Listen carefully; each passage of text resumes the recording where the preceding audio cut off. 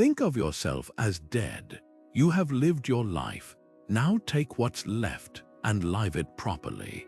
These words from Marcus Aurelius cut straight to the heart of Stoic wisdom, a reminder that everything we cherish, everything we fear, even our very existence, is fleeting. But here's the surprising truth. This realization isn't meant to depress us. It's the key to living with unparalleled freedom and purpose. Imagine waking up every morning, not weighed down by worries, but energized by the clarity that today is a gift, one that could vanish at any moment. That's the transformative power of embracing impermanence, a practice the Stoics didn't just preach but lived by, from the battlefields to the throne rooms. Right now, in a world that feels more uncertain than ever, where jobs shift overnight, relationships evolve, and even the ground beneath our feet seems unstable, Stoicism isn't some dusty philosophy. It's a survival toolkit. The same principles that guided Roman emperors through chaos can help us navigate modern stress, loss, and the relentless pace of change. Because when we stop pretending life is permanent, something extraordinary happens. We start making choices that truly matter. We waste less time on distractions, forgive more quickly, love more openly, and stand firmer in the face of adversity. In this video, we'll explore 48 timeless Stoic teachings designed to help you not just accept life's impermanence, but harness it. You'll discover how to find peace in the middle of upheaval, how to let go of what you can't control without losing your grounding, and most importantly, how to live with a sense of urgency that's joyful, not frantic. These aren't abstract ideas. They're daily practices, simple shifts in perspective that can turn anxiety into action and fleeting moments into a legacy. So if you're ready to stop fearing time and start making it count, let's begin this journey together, one grounded in ancient wisdom, but built for the life you're living right now. What truly belongs to us? The Stoics ask this question not out of curiosity, but as a practical tool for living. Their answer reshapes how we face impermanence. The only things we fully control are our judgments, choices, and actions. Everything else, our reputations, possessions, even our health, exists outside our command. Epictetus put it bluntly, some things are up to us and some are not. This isn't philosophy for the classroom. It's a survival skill for moments when life pulls the rug out from under us. Picture someone who loses a job they've held for years. The Stoic response isn't to pretend it doesn't hurt. It's to ask, what part of this can I actually influence? The layoff itself, no, but how I interpret it, what I learn, and where I direct my energy next. That's where real power lies. The moment we stop fighting reality and start focusing on our response, impermanence stops being a threat and becomes a catalyst. This dichotomy of control isn't about giving up, it's about investing wisely. Think of it like tending a garden. You can't control the weather, but you can choose which seeds to plant and how to nurture them. Some storms will come, some plants won't survive, but your attention stays fixed on the work within your hands, not the clouds overhead. So consider this: what external event have you struggled to accept? A relationship that ended before you were ready, a plan that unraveled despite your effort. The Stoics would say, feel the disappointment fully, then ask where your agency still remains. Because when we stop wasting energy on what we can't change, we discover an unexpected freedom, the kind that lets us move through life's uncertainties not as victims of time, but as architects of our own resilience. Friedrich Nietzsche famously borrowed a Stoic idea when he wrote, "My formula for greatness in a human being is amor fati, love of fate." But this wasn't some poetic flourish. It was a survival strategy. The Stoics understood that resistance to life's twists only magnifies our suffering, while acceptance, radical, even joyful acceptance, transforms obstacles into fuel. Amor Fati isn't about passive resignation. It's about looking at every event, every so-called misfortune, and saying, "This too is part of my story, and I will make it mean something." Seneca put it this way: the wise man turns all setbacks into opportunities. Picture a farmer whose fields are ravaged by a storm. He could curse the sky, or he could notice how the broken soil now breathes anew, ready for seeds that wouldn't have thrived in the old earth. That's Amor Fati in action. It's the recognition that even our struggles carve out spaces for growth we couldn't have planned. Think of a failed project at work. In the moment, it feels like a dead end, but zoom out. Maybe it taught you patience, or revealed a hidden strength, or steered you toward a path better suited to your gifts. The Stoics would argue that what we call bad luck is often life's way of rerouting us toward what we actually need. So here's a challenge: pick a recent disappointment, a missed opportunity, a rejection, a plan that fell apart. Now ask, how could this be fate's gift in disguise? Maybe that job you didn't get would have trapped you in a role too small for your potential. Maybe the relationship that ended saved you from years of quiet discontent. Amor Fati invites us to stop fighting the current and start trusting where it might carry us. Because when we stop seeing life's impermanence as something to fear, we begin to see it as the very thing that makes growth possible. Walk through any ancient Roman villa, and you might stumble upon a mosaic that stops you cold, a human skull staring back from the floor tiles, often paired with the words Memento Mori. Remember, you must die. At first glance, it seems morbid, even cruel, but the Stoics saw this practice very differently. For them, it wasn't about fear, it was the ultimate wake-up call. Marcus Aurelius wrote in his private journal, "You could leave life right now. Let that determine what you do and say and think." That's the power of Memento Mori. It cuts through the noise of daily life like a knife, stripping away trivial worries and forcing us to confront what truly matters. Today, we drown in distractions, endless scrolling, binge watching, busy work that feels urgent but leaves us empty. The Stoics had a remedy: keep death close, not as a threat but as the wisest advisor you'll ever have. Imagine starting each morning by asking, "If this were my last day, would I spend it like this?" Suddenly, that petty argument or procrastinated dream takes on new clarity. Time becomes precious, not in a panicked way, but in a way that sharpens your focus like a lens. Here's a challenge: try making Memento Mori tangible. Change your phone wallpaper to a simple hourglass or a quote about impermanence. Let it interrupt your autopilot. Because when we remember life's brevity, we stop postponing joy, mend fractured relationships, and finally start that project we've been putting off. Not out of fear, but out of reverence for the limited, beautiful span we're given. So ask yourself, not someday, but today, what would you stop tolerating? What would you dare to begin? The answer isn't morbid. It's the spark that ignites a life lived fully. The Stoics had a counterintuitive practice called premeditatio malorum, the premeditation of evils. At first glance, it sounds pessimistic, deliberately imagining everything that could go wrong. But here's the twist: by mentally rehearsing life's harshest blows, loss, failure, even death, they didn't feed their fears. They disarmed them. Seneca put it plainly: what is quite unlooked for is more crushing in its effect, and unexpectedness adds to the weight of a disaster. In other words, surprise amplifies suffering.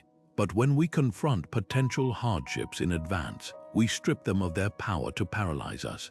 Picture an athlete visualizing not just victory, but a stumble during their routine.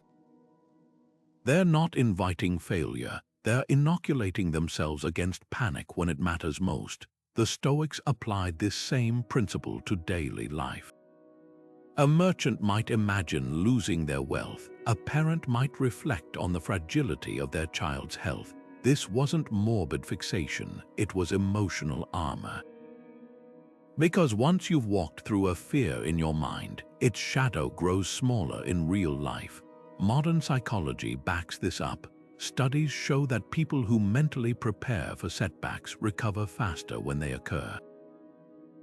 Think of emergency savings. It's not that we expect disaster, but knowing we've prepared for it lets us sleep easier. The same applies to relationships, careers, even our own mortality. When we acknowledge impermanence openly, we stop wasting energy on denial and start building real resilience. So here's the challenge. Pick one fear that's been gnawing at you: a job loss, a health scare, a relationship ending. Now for just 5 minutes, let yourself imagine it fully. Not to dwell in despair, but to ask, what would I do next? You'll often find that the anticipation is worse than the reality. And in that space between fear and action, you'll discover something the Stoics knew all along. You're far more capable than your anxieties want you to believe.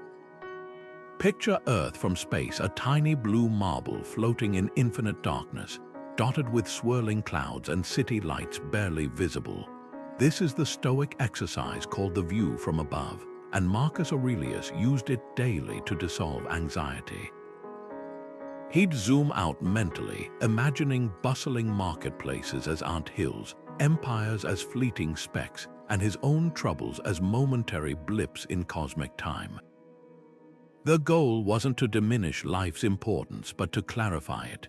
When we see our struggles against the backdrop of a vast, ancient universe, what once felt like crises often shrink into manageable challenges. Think about a stressful work meeting, the kind where tensions run high and every word feels loaded. Now pull back the lens. Decades from now, will anyone remember this moment? Probably not, but the kindness you showed a colleague, the integrity you upheld when pressured, those ripple outward in ways we can't measure. The view from above isn't about dismissing our experiences. It's about recognizing that while our emotions are real, their weight isn't always proportional to reality. Modern mindfulness apps use similar techniques, guiding users to visualize forests or oceans to quiet mental noise. But the Stoics went further. They didn't just seek calm, they sought perspective. A missed promotion or a harsh comment might sting today, but how much will it matter in 5 years? In 50, this exercise isn't an excuse to avoid dealing with problems. It's a tool to distinguish between what deserves our energy and what's just noise. Here's a practical way to try it. Next time you're stuck in traffic or tangled in a petty argument, pause. Close your eyes and imagine Earth from orbit, continents drifting, storms forming and fading, all without notice of your frustration. Then ask, does this annoyance align with the legacy I want to leave? The answer might surprise you. Because when we stop conflating temporary discomfort with lasting significance, we free up space to focus on what truly endures: our character, our relationships, and the mark we choose to make. You cannot step into the same river twice. Heraclitus spoke these words over 2,000 years ago, yet they echo through modern physics, Stoic philosophy, and the very fabric of our daily lives. The river isn't just water flowing, it's a living metaphor for existence itself.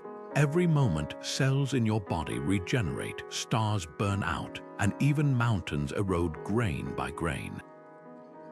The Stoics didn't just observe this truth, they built their entire worldview around it. Seneca wrote, "Nature does not stand still, it changes perpetually, and so must we." This isn't poetic resignation. It's an invitation to stop fighting the current and start swimming with it. Consider entropy, the scientific law that all systems move toward disorder. Your coffee cools, leaves decay, and even the sun will one day exhaust its fuel. modern science confirms what the Stoics intuited. Resistance to change is as futile as trying to freeze a river mid-flow. Yet how often do we rage against this reality? We dye gray hairs, cling to outdated relationships, or panic when careers evolve. Aging offers the clearest mirror. Wrinkles and slowing metabolisms aren't personal failures. They're proof we're alive long enough to participate in nature's grand cycle. The Stoics saw alignment with nature as the highest wisdom. Picture a tree in autumn. It doesn't mourn falling leaves, it prepares for renewal, or a caterpillar dissolving in its chrysalis. What looks like an end is just a different kind of becoming. When Seneca advised, "Follow nature," he meant, stop wasting energy on what cannot last. That promotion you didn't get, it might have been winter making space for spring's new growth. The friendship that faded, perhaps it was never meant to be a lifelong river, just a tributary that taught you something vital along the way. So here's the pivot point. Where are you resisting nature's flow in your own life?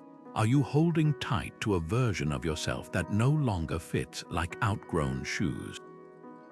Clinging to routines that comfort but no longer serve you, the exercise is simple but profound.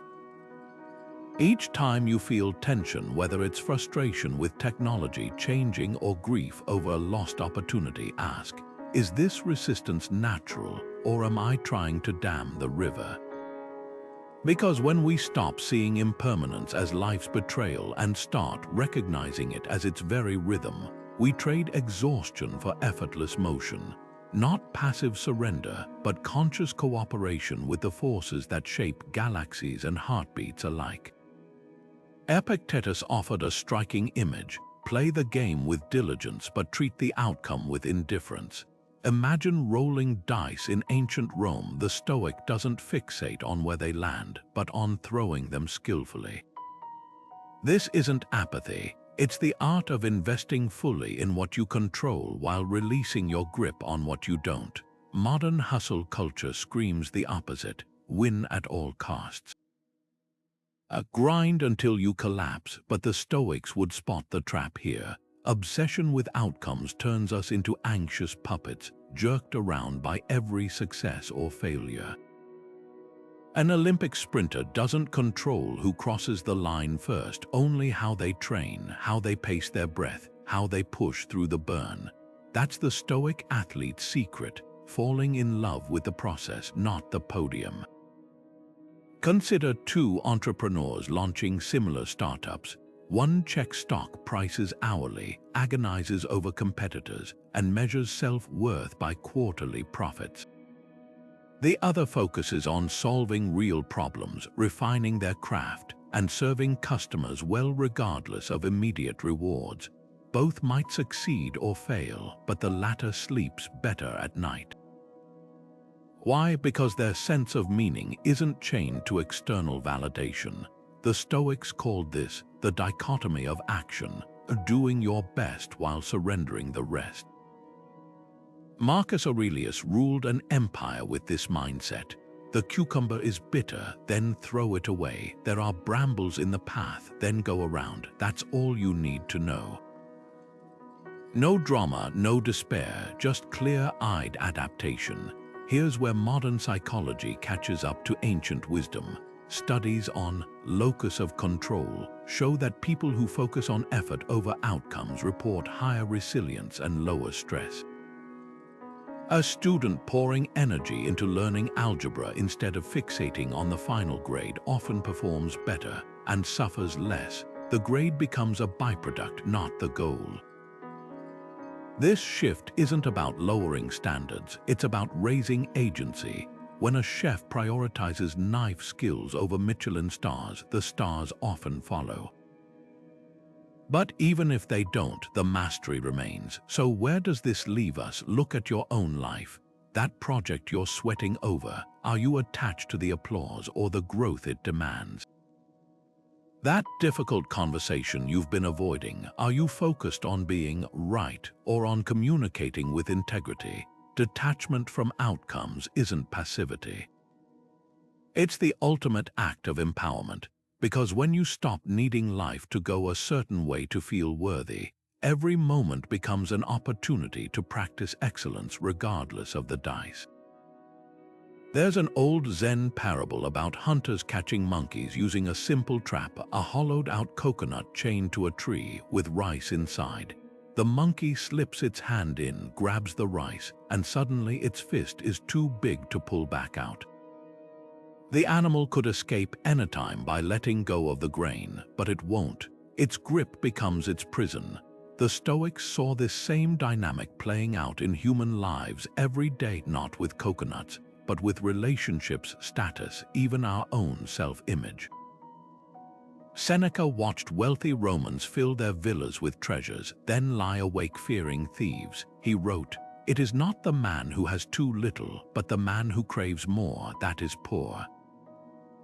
Clinging, whether to objects or outcomes, doesn't preserve them. It only amplifies the pain when life inevitably pries them from our hands. Modern psychology confirms this with studies on decluttering.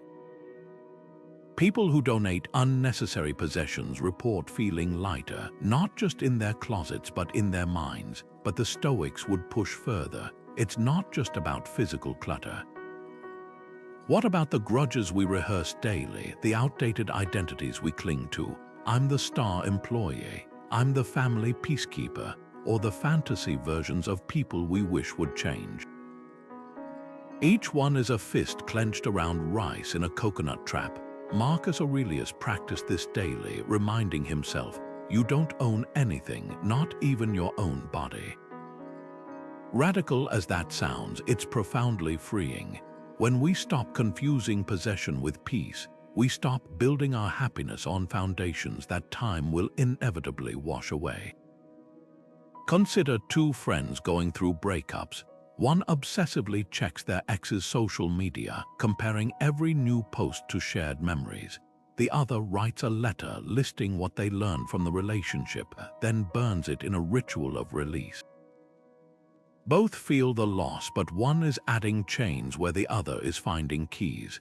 This is the Stoic art of letting go in action, not pretending pain doesn't exist, but refusing to let it become permanent residence.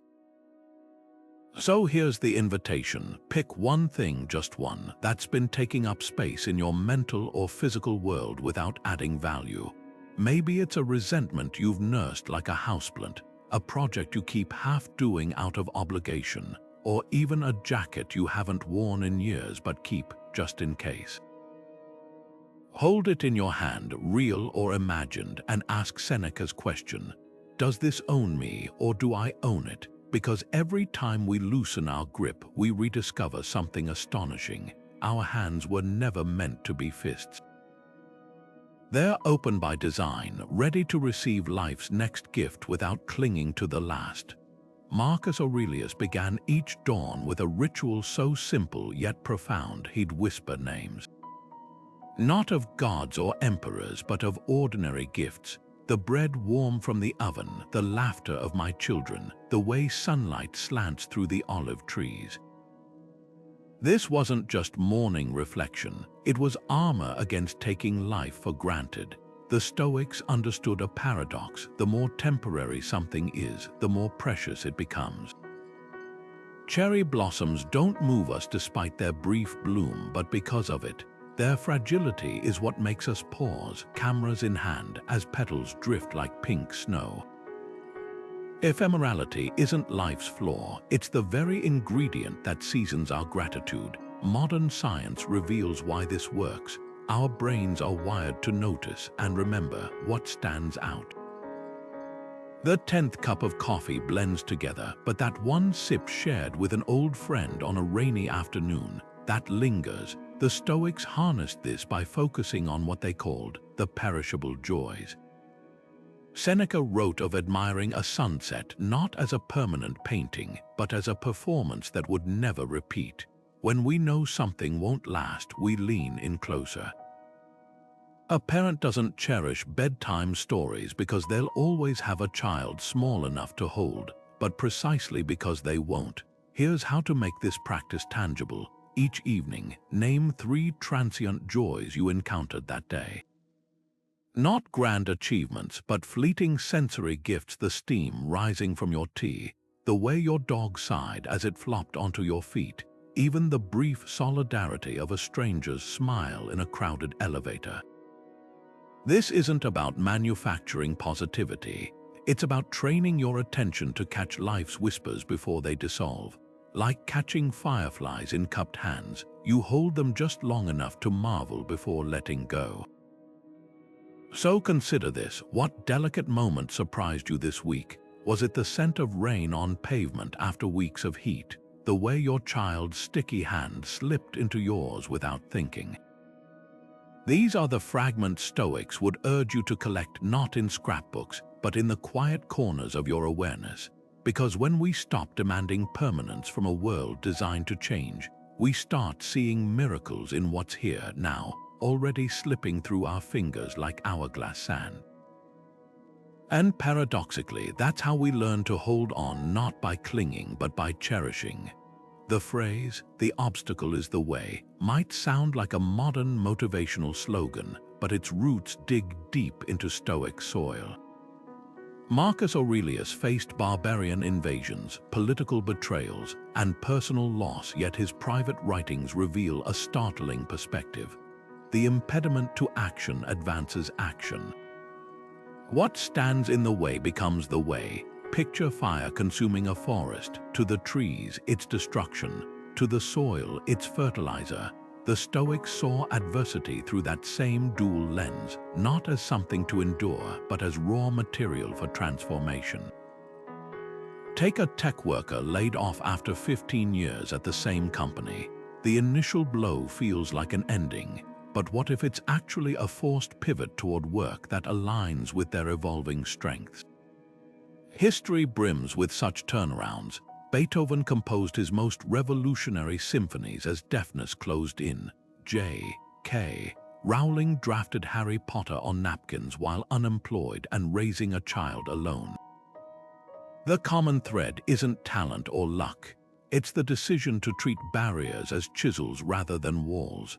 Ryan Holiday popularized this ancient idea for modern readers because it's not about positive thinking. It's strategic reframing. A flooded basement isn't just a disaster, it's a chance to finally renovate that outdated floor. A failed product launch doesn't just dent profits, it reveals which assumptions were flawed. The Stoics called this turning obstacles upside down, and it works because it shifts the question from "why is this happening to me?" to "what can this make possible?" So here's the challenge. Look at your biggest current frustration, the project that stalled, the rejection that stung, the plan that unraveled. Now imagine explaining it to Seneca over tea.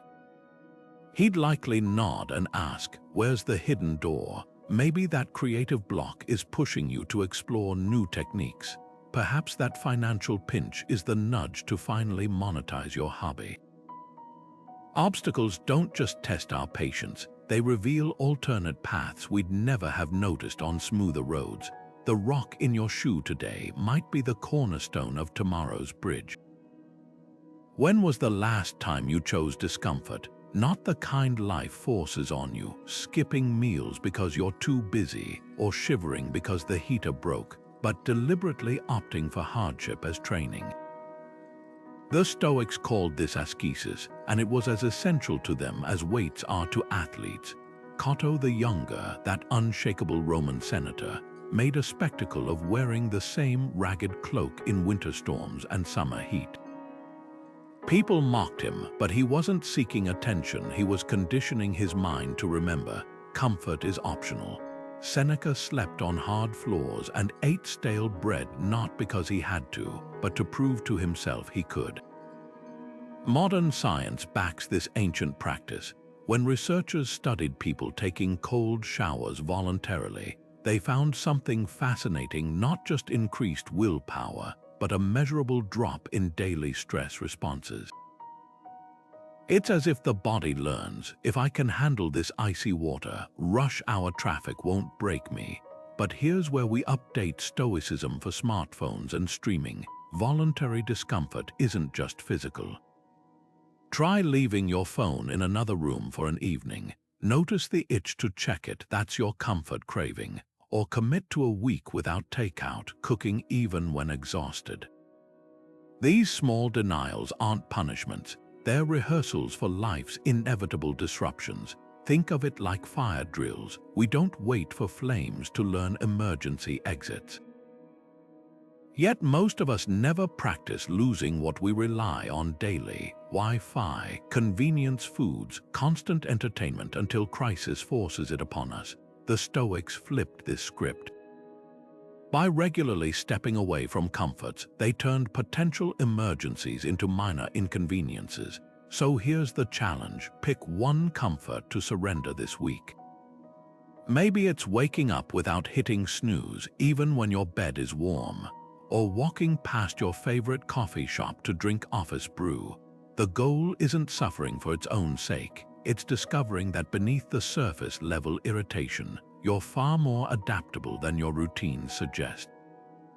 Because every time you choose discomfort, you're stocking an inner warehouse of resilience. And unlike material possessions, no one can take that away. Marcus Aurelius never intended his journals for publication. Those private pages, now known as meditations, were his nightly ritual, a conversation with himself about life's flux. You could leave life right now, he'd write, not as a threat but as a prompt to distill each day's lessons. The Stoics didn't just preach reflection, they engineered systems for it. Seneca advised his friend Lucilius to conduct a daily audit. What bad habit did you curb today? What virtue did you strengthen? This wasn't narcissism. It was a method for spotting patterns in the chaos of impermanence. Modern journaling often fixates on gratitude or goals, but the Stoics added a crucial third column: change. Picture a notebook divided into 3 sections. On the left, what shifted externally: a project cancelled, a friend moving away. In the middle, how your emotions responded: initial panic, then unexpected relief. On the right, one small action aligned with wisdom. The power lies in the juxtaposition. Over weeks, you'll see storms you thought would break you now appear as mere weather patterns. That colleague who irritated you, their comments lose sting when you notice your reactions evolving. Here's how to start. Each evening, note one fleeting moment that surprised you. Maybe it's the way anxiety over a morning meeting dissolved by lunchtime when you focused on solutions instead of scenarios. Or how the lavender plant on your windowsill, wilted yesterday, perked up after watering. These entries aren't just observations, they're proof of your own adaptability. Seneca compared self-review to shaking out a cloak. Dust gathers unnoticed unless we shake it out regularly. Try this experiment for 3 days. Track a single recurring stressor: commute traffic, a toddler's tantrums, inbox overload. Jot not just the event, but how your relationship to it shifts. Day 1, frustration. Day 2, experimenting with audiobooks in traffic or deep breaths during meltdowns. Day 3, noticing these triggers lose power when met with curiosity instead of resistance. The goal isn't to eliminate impermanence, but to watch yourself dance with it. Marcus Aurelius modeled this in his own pages. One entry laments a difficult person. A later one observes, "I no longer react as I once did." No grand transformation, just steady evidence that even stone wears smooth under water's persistent flow. Your journal becomes a map of these erosions and deposits, showing where life's current is carving something new in you. So tonight, before sleep, ask Seneca's question: what tiny death and rebirth did you witness in yourself today? The answer might surprise you. Seneca once described a ritual so counterintuitive it feels like emotional judo. Each morning, he'd mentally strip away everything he cherished. His wife's laughter, his comfortable home, even his own health. This wasn't pessimism, it was psychological armor. The Stoics called it premeditatio malorum, premeditation of evils, but we might reframe it as gratitude's shadow side. By temporarily imagining loss, we don't invite it. We inoculate ourselves against taking the present for granted. Picture holding a fragile heirloom. Your grip naturally becomes more attentive when you acknowledge its breakability. That's the alchemy of negative visualization. It transforms awareness of impermanence into deeper presence. Consider parents tucking in a child. Most kiss their kids goodnight with distracted haste, minds already scrolling through tomorrow's to-do list. But what if, as Seneca suggested, you pause to really see that small face, not as a permanent fixture, but as a fleeting gift? The warmth of their hand in yours suddenly becomes vivid, their sleepy murmurs a temporary melody. This practice isn't about dwelling on grief before it comes. It's about dissolving the numbness that creeps in when we assume people and comforts will always be there. Modern psychology confirms this. Studies show that people who briefly imagine losing their partner report feeling more appreciative and less conflict-prone afterward. Yet there's a balance. The Stoics weren't advocating chronic anxiety. Think of it like tasting a bitter herb before a meal to heighten the flavors that follow. A musician might imagine their hands injured, not to spiral into fear, but to approach each practice session with renewed reverence. A traveler pictures their passport stolen not to dread the trip, but to handle documents with greater care.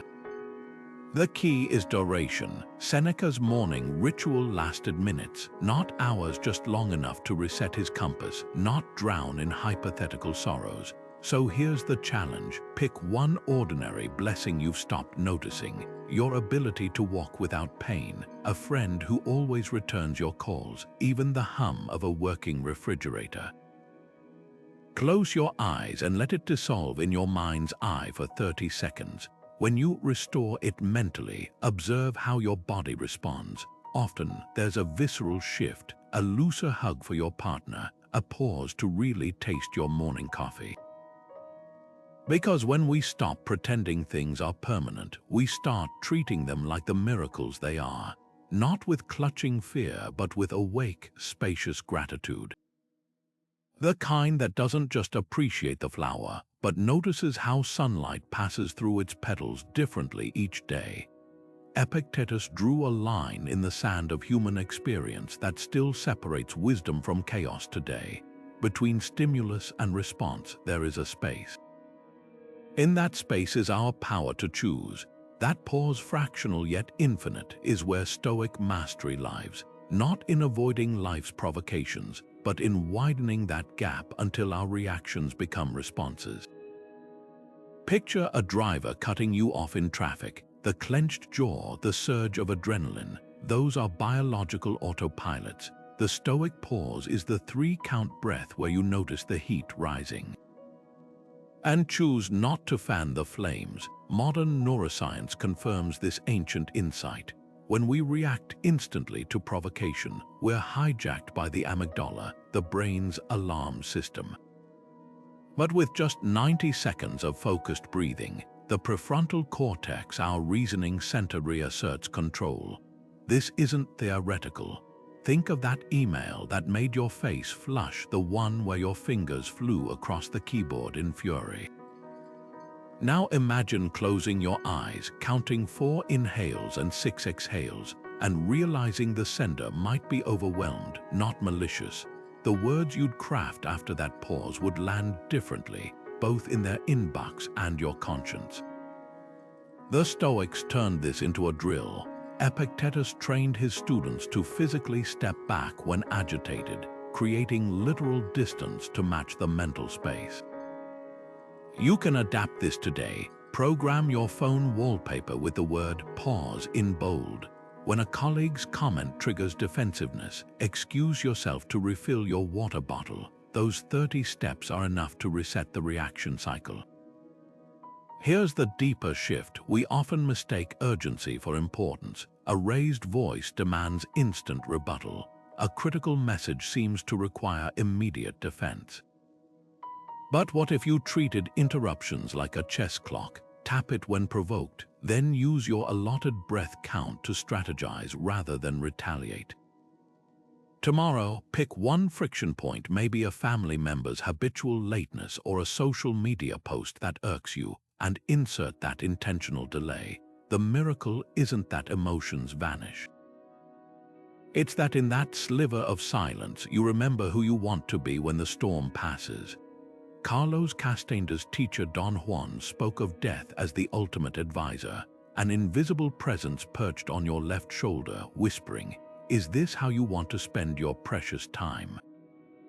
The Stoics would have nodded in recognition. Seneca wrote, "Life is long if you know how to use it, not because we control its length, but because we control where we direct our attention." Mortality isn't just an endpoint. It's a lens that brings life's blurry edges into sharp focus.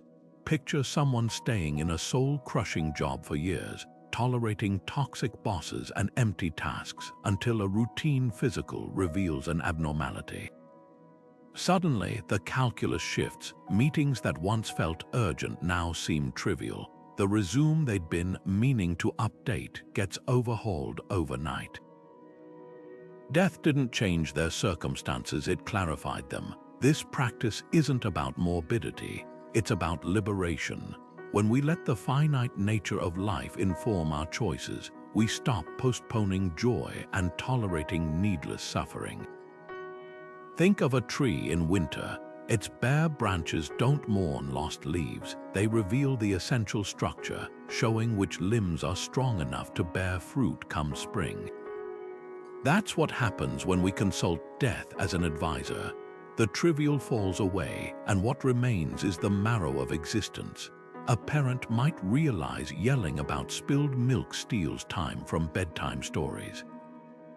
An artist might finally ship that imperfect project instead of endlessly tweaking it, because death whispers, "You don't get revisions, only this moment."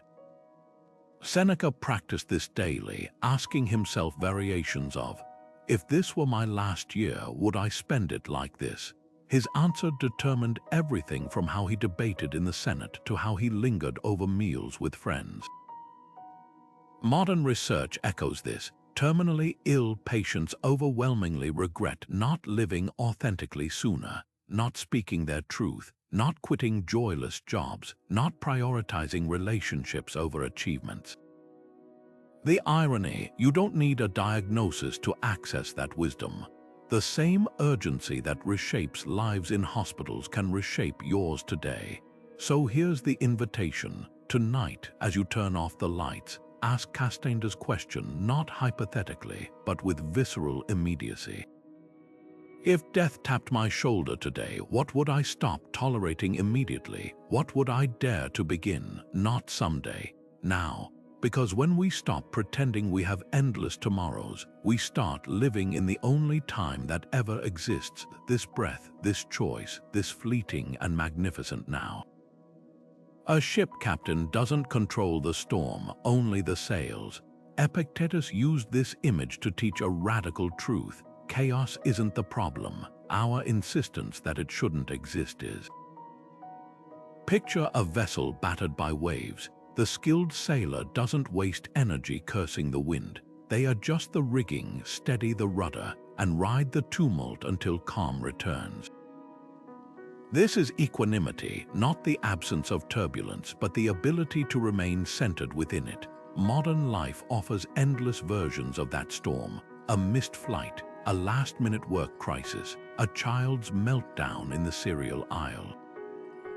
The Stoic question isn't how to avoid these moments, but how to inhabit them without becoming them. Take highway traffic. Your car isn't moving. Horns blare. The clock ticks toward your meeting time. Most of us white-knuckle the wheel, as if rage could melt the gridlock ahead. But what if instead you treated this as Epictetus' maritime drill? The traffic jam is your storm. Your breath is the sail you can adjust. The Stoics would note, your suffering doesn't come from the brake lights ahead, but from the story you're telling. This shouldn't be happening to me. Yet standstill traffic, like rough seas, is morally neutral. It becomes painful only when we demand it conform to our schedule. History's greatest practitioners of this were the Japanese samurai, who trained in mushin, no mind, a state of fluid awareness amid chaos. In duels, they learned to see arrows not as threats, but as passing birds. Modern neuroscience reveals why this works. When we label frustration as part of the journey rather than an interruption, the brain's amygdala dials down its alarm. A surgeon I know practices this by humming during high-stakes operations when instruments malfunction. The melody isn't denial, it's the mental equivalent of Epictetus' steady hand on the tiller. So here's today's experiment. Pick one predictable irritation: your coworker's loud typing, a delayed subway, a toddler's dinnertime refusal. When it arises, drop the internal protest. Instead, anchor yourself with a physical cue. Press your tongue to the roof of your mouth, feel your feet on the floor, or trace the rim of your coffee cup. These tiny grounding acts create that critical pause where reaction becomes response, because equanimity isn't about silencing life's storms. It's about discovering you can be the calm within them. The crowd's roar fades as quickly as it rises. 2,000 years ago, a gladiator might step from the Colosseum's bloodied sand to streets lined with adoring fans, only to be forgotten before the next full moon. Today's viral stars know this same fleeting rhythm. One week you're the internet's darling, the next, a hashtag buried under fresh trends. Marcus Aurelius saw through this illusion with startling clarity. Consider how quickly all things are swallowed in oblivion, the abyss of endless time. He wasn't dismissing achievement. He was exposing the trap of mistaking applause for enduring worth. Take the retired athlete who spent decades being introduced as Olympic medalist or team captain. When the spotlight dims, the loss isn't just financial, it's existential. Who are you when the world stops chanting your name? The Stoics would point to a deeper question: why outsource your self-worth to spectators in the first place? Fame, whether carved on Roman monuments or measured in TikTok likes, is borrowed energy. It flickers based on others' whims, not your control. History offers sobering proof. Walk through any museum, and you'll pass statues of leaders who swore their legacies would last forever, now anonymous faces with missing noses. Even Alexander the Great, who wept having no more worlds to conquer, couldn't stop his empire from fracturing the moment he died. The internet age magnifies this transience. That viral video with millions of views, its engagement half-life is shorter than a goldfish's memory. But here's the pivot: the alternative isn't obscurity. It's redefining success. When a potter focuses on the integrity of their craft rather than gallery sales, each bowl carries inherent meaning. A teacher shaping young minds builds legacy in whispers, not headlines. Marcus Aurelius modeled this by writing his journals for an audience of one himself. Their power lies not in posthumous fame, they were nearly lost to history, but in how they guided his daily choices. So pause and ask, whose applause are you unconsciously addicted to? A boss's praise, strangers' upvotes, parents' approval. Notice how that hunger shapes your actions, the projects you force into being, the persona you polish. Then try an experiment. For 1 week, create something purely for the joy of making it. Share it with no one. The stillness you'll meet isn't emptiness.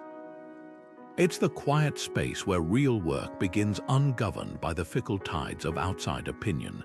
Because the cruelest irony of chasing fame, it steals the very time you could have spent becoming someone worth remembering.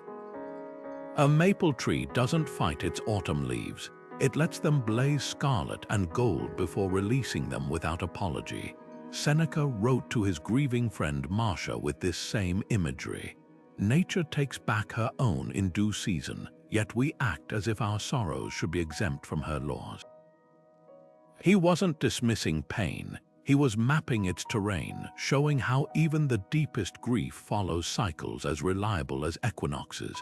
Modern therapy calls this the wave model of emotions, recognizing that no feeling, no matter how intense, maintains its peak forever. Your darkest night isn't a permanent state. It's a season, and seasons by definition turn. Consider clinical depression. The Stoics didn't have that clinical lens, but their framework fits eerily well. Picture winter's barren branches. From the outside, they appear dead, yet beneath the bark, life hums in slow, invisible pulses. Roots gather nutrients unseen.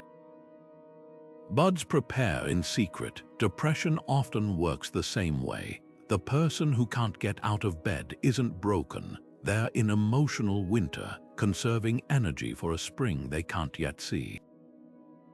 Seneca's letters reveal this pattern repeatedly. After losing his young son, he described grief as a snowdrift that seems eternal until one morning you notice the first trickle of meltwater. Here's where modern psychology merges with ancient wisdom. Therapists now teach radical acceptance, not endorsing pain, but acknowledging its temporary nature. A woman mourning her mother might plant bulbs in fall, knowing their blooms will coincide with the anniversary of her loss. The act doesn't erase sorrow, but it aligns her with nature's rhythm. Death feeds life, winter guarantees spring. Even trauma follows this arc. Studies on post-traumatic growth show that people who weather emotional winters often develop unexpected strengths, deeper empathy, clearer priorities. Much like trees grow denser rings after harsh seasons. So pause and ask yourself, what season does your soul inhabit today? Maybe you're in summer's fullness, relationships and projects fruiting abundantly. Or perhaps you're in autumn, releasing what no longer serves you, a job, a belief, even an old version of yourself. If you're midwinter, take heart. Seneca reminded Lucilius, no tree grows to glory without storms to temper it. Your leafless days aren't emptiness. They're the necessary pause where roots reach deeper, gathering resources for the next upward surge. Because here's the secret the Stoics knew: winter never asks permission to end. It just does, and so will this. Epictetus divided the path to tranquility into two disciplines, not as theory, but as daily drills for the soul. The first, align your desires solely with what's within your control. Not I must get this promotion, but I will act with integrity throughout the process. The second, take relentless action toward your goals, then release any death grip on the results. Imagine a job seeker crafting flawless applications yet obsessing over every unanswered email. The Stoic approach: pour energy into tailoring resumes and networking, then let go of whether the phone rings. The suffering comes not from effort but from demanding the universe conform to your timeline. History offers a masterclass in this balance. Consider Thomas Edison's 10,000 attempts to invent the light bulb. What kept him experimenting wasn't certainty of success, it was devotion to the work itself. Each failure wasn't a verdict on his worth, but data refining his next move. That's the discipline of action. Now contrast this with someone fixated on a dream job at a specific company. Their misery multiplies with each rejection because they've tied their happiness to an outcome they can't command. Epictetus would ask, why chain your peace to someone else's hiring decision when you could find equal dignity in any role that lets you practice excellence? Modern psychology echoes this with the concept of process goals versus outcome goals. A marathon runner focused only on finishing time risks despair if they sprain an ankle. But one who targets consistent training and smart pacing finds satisfaction regardless of the clock. The twist, paradoxically, those who master the discipline of desire often achieve more. When your worth isn't staked on external validation, you're free to take bolder risks applying for stretch roles, pitching unconventional ideas, or walking away from toxic environments without fear. So here's the mirror Epictetus holds up. Where have you confused wants with needs? Craving a partner's affection is human. Insisting it must come from one specific person is a recipe for torment. Yearning for creative success is natural. Hinging your self-respect on viral recognition is self-sabotage. Try this audit. List 3 current desires. Now underline what aspects you truly control. The unmarked portions, that's where your suffering lies. Because when we stop demanding life go a certain way and start engaging fully with the way it is, we discover an astonishing truth: the water was never too deep. We were just wearing the wrong weights. Marcus Aurelius often pictured life as a stage play, not to diminish its importance, but to highlight our power to step back and observe the drama without drowning in it. Assume the role of the spectator now and then, he advised, rather than always being the actor swept up in the scene. This isn't about cold detachment. It's about creating just enough space between you and your reactions to choose your next move wisely. Modern therapists call this witness consciousness, the ability to notice your thoughts like clouds passing, rather than mistaking them for the sky itself. Think of a heated argument where you suddenly hear your own voice rising. That flicker of awareness, "Why am I shouting?" is the watcher self in action. It's the part of you that can observe your anger without becoming it, like noticing a storm through a window rather than standing in the rain. Athletes use this skill mid-game when they adjust their stance after a missed shot. Parents summon it during tantrums when they take a breath instead of mirroring their child's chaos. The watcher doesn't suppress emotion, it prevents emotion from hijacking the steering wheel. Here's where Stoicism meets modern mindfulness. Cognitive behavioral therapy teaches patients to label thoughts as just thoughts, not absolute truths. A CEO might mentally note, "I'm having the thought that this merger will fail," rather than spiraling into panic. That tiny shift from "this is a disaster" to "I'm experiencing fear about this" changes everything. It's the difference between being trapped in a movie and remembering you're in a theater, free to leave anytime. So consider this: what scene are you over-identifying with right now? The role of the overwhelmed employee, the rejected lover, the perpetually misunderstood friend. Try an experiment for one day. Add silent narration to your inner monologue. Here's the part where I worry about money again. This is when I compare myself to others online. You'll start to notice patterns, roles you've played so long you forgot they were costumes. The watcher self doesn't solve problems instantly, but it does reveal something profound. You're not the script, you're the one holding it, and that means you can edit the next line.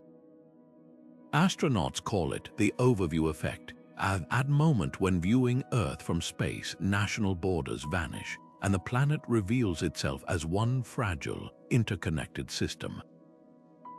This shift in perspective mirrors a core Stoic principle called sympatheia, the profound understanding that all things are woven together like threads in a vast tapestry. Marcus Aurelius described it as seeing yourself as a leaf on the great tree of nature, tiny yet essential to the whole. When autumn comes, the leaf doesn't fall alone. Its descent nourishes the soil for next spring's growth. This isn't poetry, it's physics. Every breath you take contains atoms forged in ancient stars. The water in your glass once flowed through glaciers and riverbeds long before humans walked the earth. Consider climate change. A factory's emissions in one country alter weather patterns oceans away. A single plastic bottle tossed aside enters a food chain that circles the globe. The Stoics would argue this isn't just an environmental crisis, it's a failure of sympatheia, forgetting that harm to any part of the web eventually touches all. But here's the flip side: just as damage ripples outward, so does healing. planting a tree in your yard doesn't just provide shade for you, it cleans air for strangers you'll never meet. A kind word to a neighbor might lift their mood, which they pass to a coworker, who then greets their child with more patience. Seneca wrote, "Whatever happens to one happens to all, not as metaphor but as observable truth." So pause and ask, how does your fleeting existence intersect with something larger? Maybe it's the way your daily work, even if it feels small, keeps systems running that allow others to thrive. Or how your decision to listen rather than judge changes the emotional climate of a room. The cashier who smiles after your patience in a long line might carry that warmth home to their family. This is where impermanence meets immortality. Your actions don't vanish when you do. They echo in ways seen and unseen, like a stone cast into a pond where the ripples never truly end. The next time you feel insignificant, remember the astronaut's view. Your life may be a brief flicker in cosmic time, but you're part of a flame that's been burning since the dawn of existence. And just as a single leaf's fall makes way for new growth, your choices, however small, shape the world long after you're gone. Not because you're remembered, but because you were here at all, touching the web in your unique place and time. That's the paradox of sympatheia. The more you recognize your connection to the whole, the more your fleeting moments become timeless. Seneca loved posing a brutal question to his wealthy Roman friends. If your ship went down tonight, what could you swim with? No slaves carrying chests of gold, no warehouses of silks, just what your own arms could bear. This was his riches test, a litmus for distinguishing true wealth from dead weight. The Stoics weren't against material comforts. They were against the illusion that possessions could ever be permanent attachments. Modern minimalism echoes this, but with a twist. Where Seneca saw impermanence as nature's law, today we've turned downsizing into an aesthetic. The ancient critique wasn't about tidy shelves or capsule wardrobes. It was about recognizing that every object you own also owns a piece of your attention, your worry, your freedom.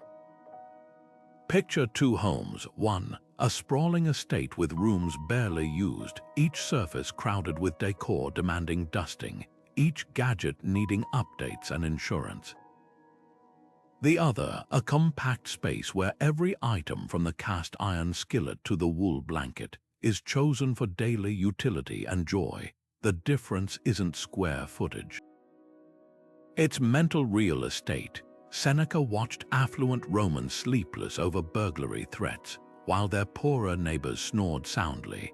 Today, storage unit rentals boom as people pay monthly fees to hoard things they've forgotten they own. The irony, we work exhausting hours to buy objects that then demand more work to maintain. Here's the test. Walk through your home and tag items you'd genuinely grieve if lost. Not the TV that distracts you from loneliness, but the handmade mug from your child. Not the designer shoes worn once, but the hiking boots that carried you up mountains. Ancient or modern, the principle holds. Possessions should serve life, not become its focus.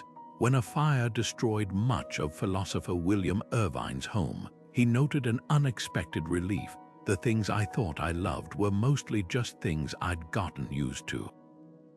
So ask Seneca's shipwreck question with brutal honesty. What's in your life that burdens more than it frees? That gym membership you guiltily avoid?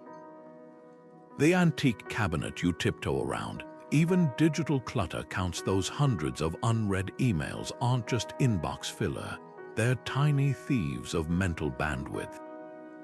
The Stoic approach isn't deprivation, it's liberation, because when you stop maintaining an army of objects, you reclaim the most precious possession of all, your undistracted attention. And unlike material wealth, no storm can take that from you. Life is long if you know how to use it. Seneca's words cut through 2,000 years of noise to land like a wake-up call in our distracted age. He wasn't talking about adding years to your life, but life to your years a crucial distinction. Time is the one currency we all receive equally each day, yet spend with wildly different levels of intention. Money can be earned back, reputations repaired, even health sometimes restored. But every moment you've just lived, gone forever. The modern tragedy isn't that we're time poor, it's that we've confused busyness for worth. Scroll through social media and you'll see people wearing exhaustion like a badge of honor. Haven't slept in days, too swamped to eat. The Stoics would have seen this as insanity.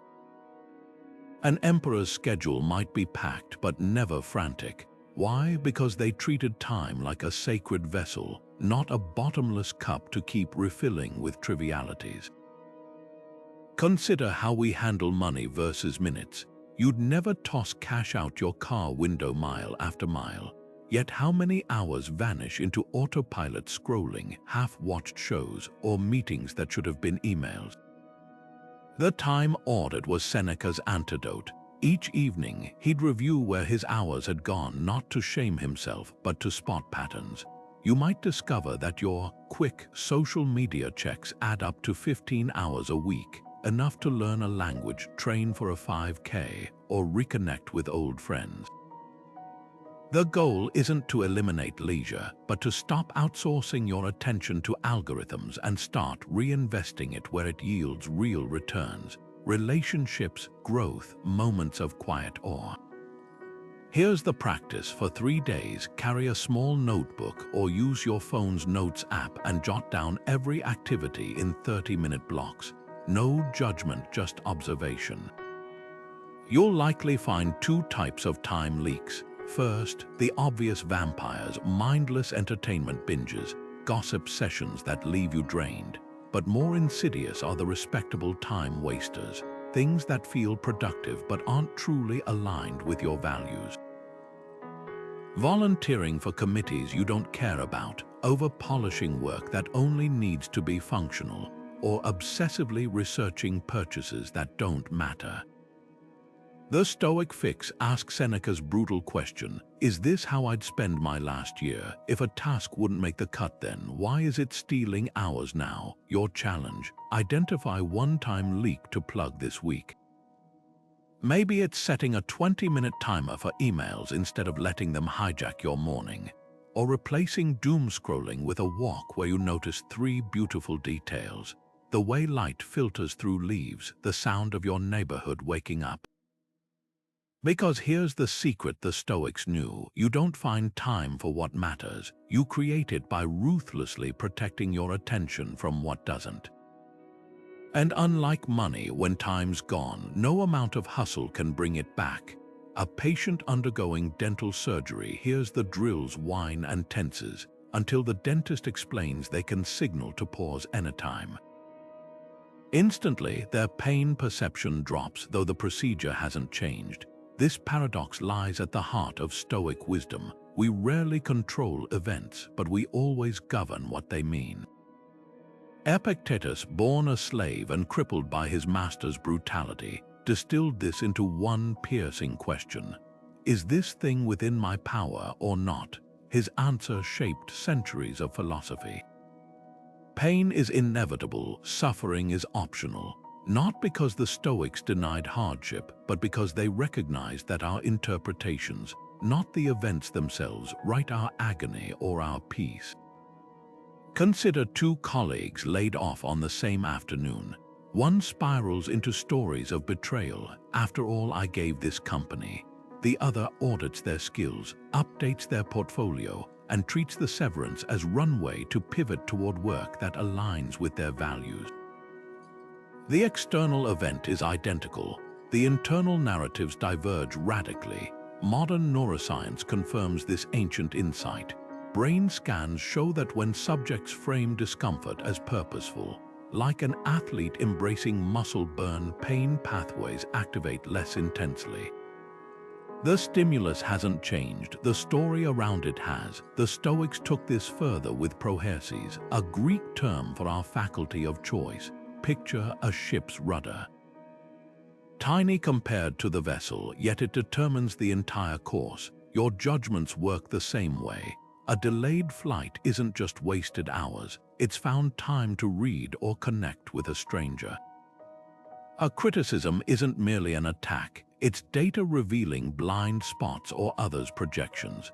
Viktor Frankl, the Holocaust survivor who echoed Stoicism in his writing, put it starkly: between stimulus and response there is a space. In that space is our power to choose. So here's the challenge: pick one current frustration, a traffic jam, a snarky comment, a missed deadline. Now imagine explaining it to Epictetus over olives and wine in his Athenian courtyard. He'd likely raise an eyebrow and ask, "What's the story you're telling yourself here?" Because when we stop conflating events with their interpretations, we discover an astonishing truth: the bars of our mental prisons are often made of paper. Tier 1 today: rewrite one sentence of your inner monologue from "this is unbearable" to "this is my training ground." The event won't vanish, but its grip on you just might. The ideal Stoic sage moves through life's impermanence like a tree in the wind, rooted yet flexible, aware that every season serves a purpose, while most people meet loss with clenched fists and cries of "why me?" The sage sees change as nature's oldest language. Marcus Aurelius painted this contrast vividly. The cucumber is bitter, toss it aside. Brambles block your path. Walk around them. For the average person, a job loss triggers panic or shame. For the Stoic, it's simply data, a signal to redirect energy toward what still can be shaped. History offers striking examples. When the Roman philosopher Rutilius Rufus was exiled, his enemies expected despair. Instead, he treated his banishment as a research opportunity, studying local customs and writing detailed ethnographies.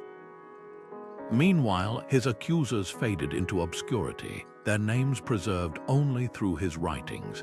This is the sage's secret: transforming what others perceive as dead ends into crossroads. Modern psychology confirms this adaptability. Studies on post-traumatic growth show that people who reframe adversity as a catalyst often emerge with deeper resilience than those who never faced hardship at all. Marcus Aurelius built his resilience through mental role models. In his journals, he'd channel mentors both living and dead. When faced with difficulty, ask, what would Lucius or Epictetus do here? This wasn't ancestor worship, it was tactical emulation. Just as athletes visualize perfect form by watching masters, Marcus borrowed the mental frameworks of those he admired. You can practice this today. Confronted with a crumbling relationship, channel Seneca's letters on transient friendships. Facing financial strain, channel Zeno's response after losing his fortune at sea. He founded Stoicism, turning shipwreck into philosophical rebirth.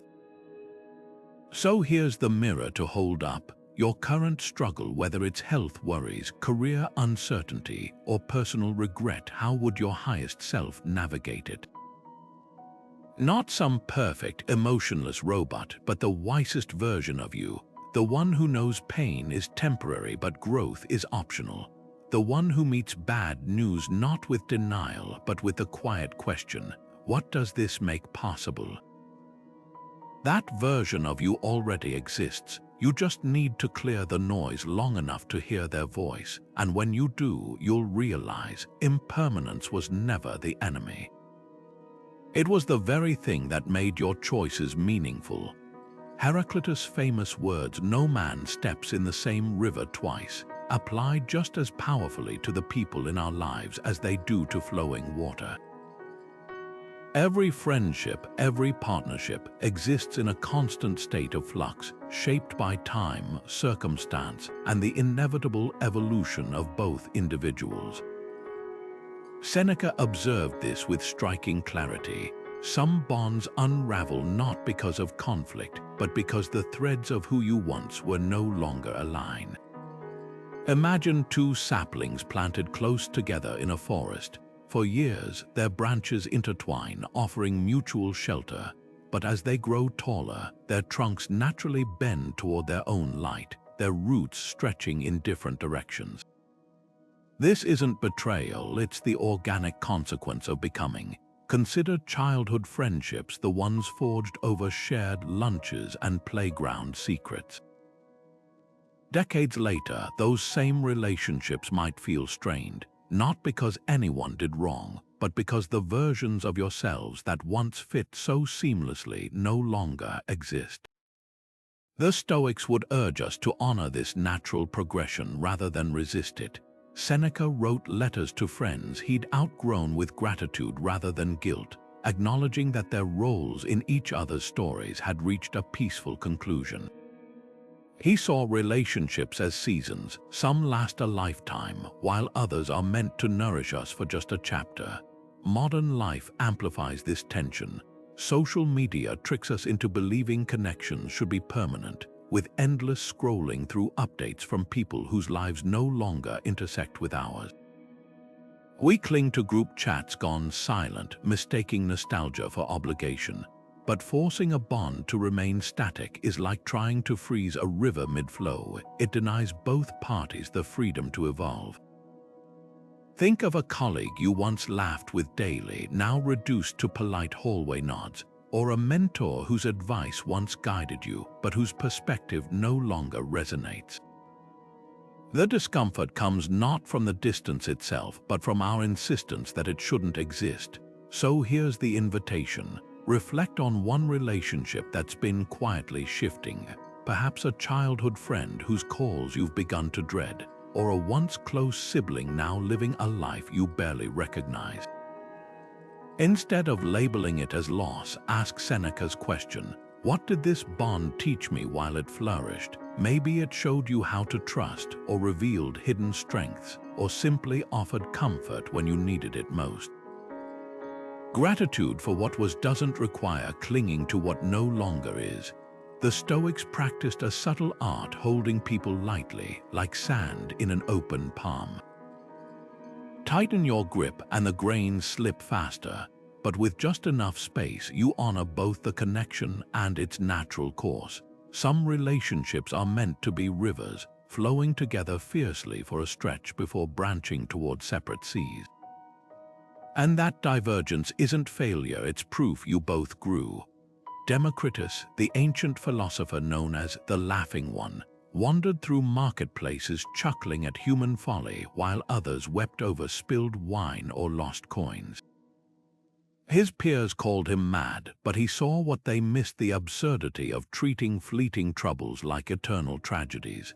The Stoics adopted this spirit, not as mockery, but as mental armor. When Seneca wrote, "The best remedy for anger is delay," he might have added, "The best cure for despair is laughter." Not the hollow kind that denies pain, but the deep, liberating humor that puts misfortune in perspective. Imagine tripping dramatically in public. You could burn with shame, or recognize the cosmic comedy of a bipedal mammal in polished shoes failing at basic locomotion. Modern psychology confirms this ancient instinct. Studies on Holocaust survivors found those who retained humor joking about camp conditions or their own hunger were more resilient. Dark comedy thrives in emergency rooms and war zones not because suffering is trivial, but because laughter restores agency when little else can. A nurse friend describes ICU shifts where staff parody alarm sounds to diffuse tension. It's not disrespect, it's survival. The Stoic parallel, Epictetus joking about his lame leg. "If I try to run and fall, shall I weep that I'm not a gazelle?"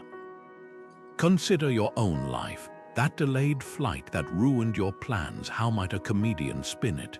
The printer jamming before a big presentation. What's the sitcom version? Humor doesn't solve the problem, but it rewires your relationship to it. Marcus Aurelius practiced this in his darkest campaigns, writing, "The obstacle becomes the way," then likely sharing wry observations about barbarian envoys with terrible haircuts. So try Democritus' challenge. pick today's most irritating inconvenience: the spilled coffee, the forgotten password, the dog barking during your call. Now imagine narrating it to an audience as a stand-up bit. Where's the punchline in your frustration? Because when we stop taking our stumbles so seriously, we discover something profound. Life's hiccups aren't just easier to swallow when we laugh. They often become the stories we treasure most. Think back to the house you grew up in, the creak of the front porch step, the way sunlight pooled in your childhood bedroom. Now picture driving past that lot years later to find it's now a parking lot or a high rise. That visceral jolt isn't just nostalgia, it's the collision between our deep-seated assumption that certain things will always be there and the universe's quiet truth: nothing is built to last. The Buddha called this anicca, impermanence, as the fundamental nature of existence. The Stoics reached the same conclusion through different means. Marcus Aurelius wrote, "All that exists is already fraying away, not to depress us, but to free us from the exhausting delusion that we can freeze life mid-breath." Take Kodak, the company that dominated photography for a century. They invented the digital camera in 1975, then shelved it, clinging to film as if chemicals on paper were eternal. By the time they admitted their mistake, the world had moved on. Their bankruptcy wasn't just a business failure, it was a philosophical one. They'd confused a temporary advantage for a permanent law. We do the same in our personal lives, believing jobs, relationships, or even our own health will stay static if we just hold tight enough. There's a revealing parallel between ancient wisdom and modern neuroscience here. Brain scans show that when people imagine losing something they value, a home, a partner, even a prized possession, the same regions light up as when experiencing physical pain. Our minds treat permanence as a survival need, like oxygen or water. Yet the Stoics would argue this very attachment is what creates suffering. Not because loss hurts, it always will, but because we compound that pain by insisting it shouldn't exist. Consider your own forever assumptions. Maybe it's the belief your hometown will always feel familiar, even as streets change and faces disappear, or that your industry will always value the skills you've mastered despite tectonic technological shifts. Even our bodies whisper this lie. We're shocked when knees creak or recovery takes longer, as if aging were a personal betrayal rather than nature's oldest rhythm. Here's the pivot. What if, instead of fearing impermanence, we used it as a compass? The Japanese practice of kintsugi, repairing broken pottery with gold, embraces fractures as part of an object's history. Similarly, when we stop demanding that people, places, or achievements stay unchanged, we begin to see their fleeting beauty more clearly. That childhood home isn't lost, it's alive in how you arrange your own space today. Kodak's legacy isn't just film canisters, it's the very idea that moments are worth preserving, whether on paper or pixels. So try this tonight. Light a candle and watch the flame dance until it burns out. Notice how the wax pools and hardens into a new shape. That's the Stoic invitation, not to mourn the flame's end, but to ask, what can I create with the light I have now? The answer might just redefine what forever means to you. The English language hides a quiet miracle in plain sight. The word present means both this moment and a gift. Seneca saw this duality clearly when he warned, "You are living as if destined to live forever, never as if tomorrow might not come." He wasn't scolding. He was pointing to a radical truth. The now you're rushing through is the same now you'll one day ache to have back. That awkward first date you're nervous about. The tedious commute you zone out through. Those are future memories someone on their deathbed would trade everything to relive. The Stoics didn't have mindfulness apps, but they'd recognize their purpose, bringing us back to the gift we keep forgetting we're holding. Consider how we treat actual presence. A beautifully wrapped box demands our full attention, the rustle of paper, the anticipation, the care in removing the ribbon intact. Yet the present moment, we tear through it like junk mail, scanning for something more important. Modern tools like Headspace or Calm essentially repackage Stoic exercises in digital form. The body scan that anchors you in your breath mirrors Epictetus' advice to notice the weight of your foot on the ground. The daily gratitude prompt echoes Marcus Aurelius' morning ritual of naming small blessings. These aren't new ideas, they're ancient wisdom in a notification-friendly wrapper, but here's where we surpass the apps.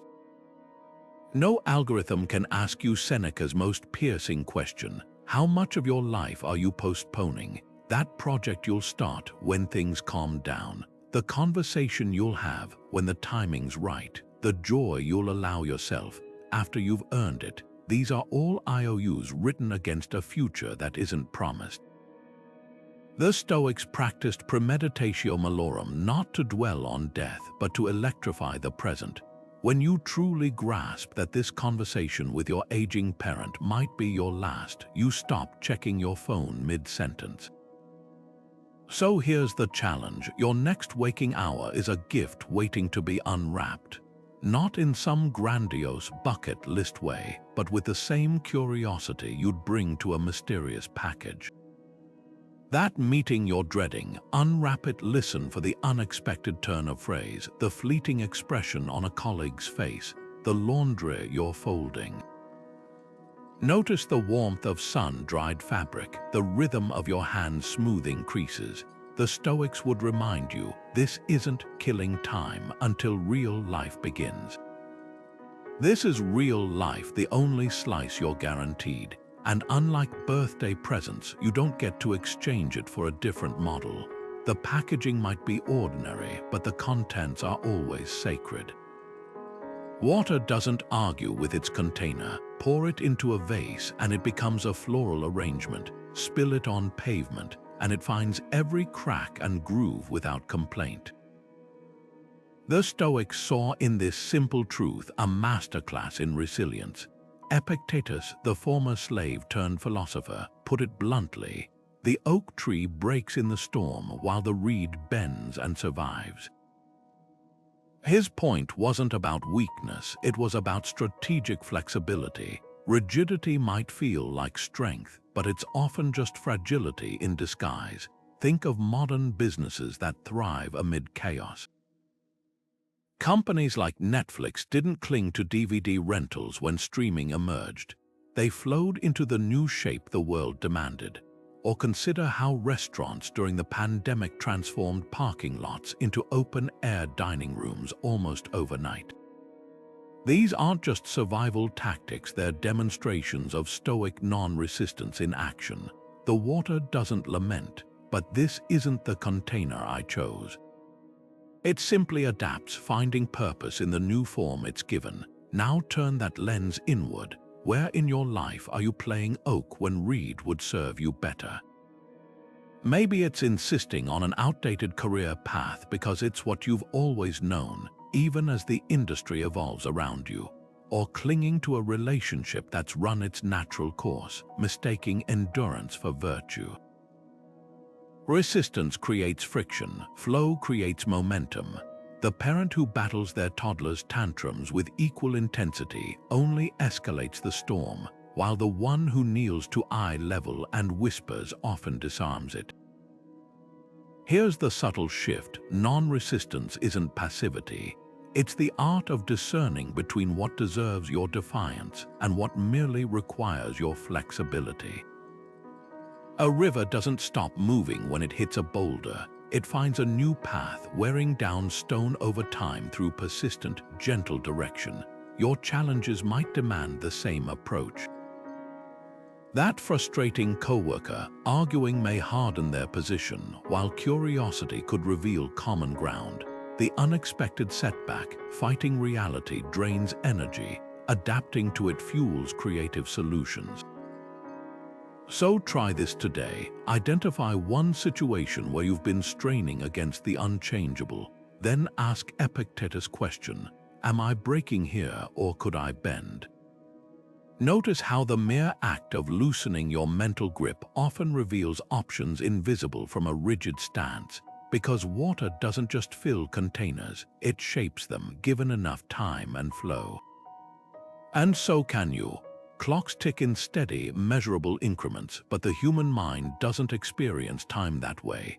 A minute spent waiting for bad news stretches like taffy, while hours with loved ones vanish in a blink.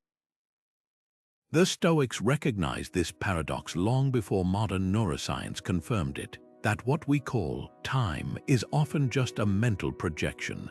Marcus Aurelius scribbled in his journals, "The past and future are illusions. You can lose only the present because that's all you ever have." He wasn't dismissing memory or planning. He was exposing how we torture ourselves by living anywhere but here. Take anxiety. That knot in your stomach before a job interview isn't caused by the actual event, it's manufactured by your mind's habit of time traveling, conjuring worst-case scenarios that don't exist. The Stoics called this premeditatio, preemptive emotions about hypothetical futures. Picture someone dreading a flight, white-knuckled during turbulence, only to land safely. The suffering wasn't in the experience itself, but in the hours spent rehearsing disaster. Modern therapy mirrors this insight with techniques like grounding, counting 5 things you can see, 4 you can touch, to yank attention back from imagined catastrophes to the tangible now. Yet the present moment isn't some vague spiritual concept. It's the only realm where action is possible. Past regrets, you can't rewrite them, only learn. Future worries, you can't control them, only prepare. The infinite now is where a musician's fingers find the chords, where a gardener feels the soil's texture, where real life unfolds beyond the mental chatter. Seneca illustrated this with a vivid metaphor. Life is like a scroll unrolling in your hands. You can't rush ahead to read the ending or glue back sections you've passed. Your power lies in how you hold this inch of parchment currently before you. Here's the litmus test. Pause mid-task and ask, where is my attention right now?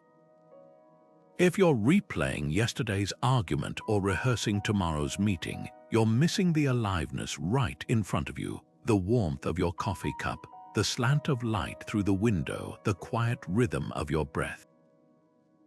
The Stoics weren't advocating reckless spontaneity. They were architects of focus. A general planning a battle must think ahead, but he wins or loses based on how fully he engages the terrain under his boots today.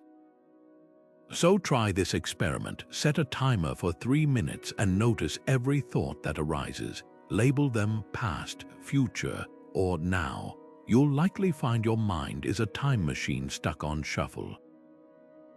But each time you catch it mid-journey, worrying about a deadline while washing dishes, or reliving an awkward moment while walking the dog, you reclaim a fragment of your actual life. Because the infinite now isn't a philosophical abstraction. It's the space where your hands meet the keyboard, where laughter erupts unexpectedly, where the ordinary becomes extraordinary when you finally stop skimming the surface and dive in. Imagine sitting in a theater, watching a play where the actors weep over fictional tragedies, rage at imaginary slights, then exit stage left as the curtain falls. Seneca urged us to adopt this same perspective on our own lives, not as cold spectators, but as discerning audience members who recognize that every emotional scene is temporary. Step back, he wrote, and observe the drama unfolding, including your own role in it. This isn't about suppressing feelings. It's about creating just enough space between you and your reactions to ask, is this emotion serving the story I want to live? Modern mindfulness practices echo this ancient insight. Therapists teach clients to name it to tame it, labeling emotions as they arise. This is anger. This is anxiety, to reduce their intensity. Brain scans reveal why this works. When we observe our feelings rather than fuse with them, the prefrontal cortex dials down the amygdala's alarm. Picture a thunderstorm. You can stand in the downpour, soaked and shivering, or watch from a sheltered porch. Both approaches acknowledge the rain, but only one leaves you drenched.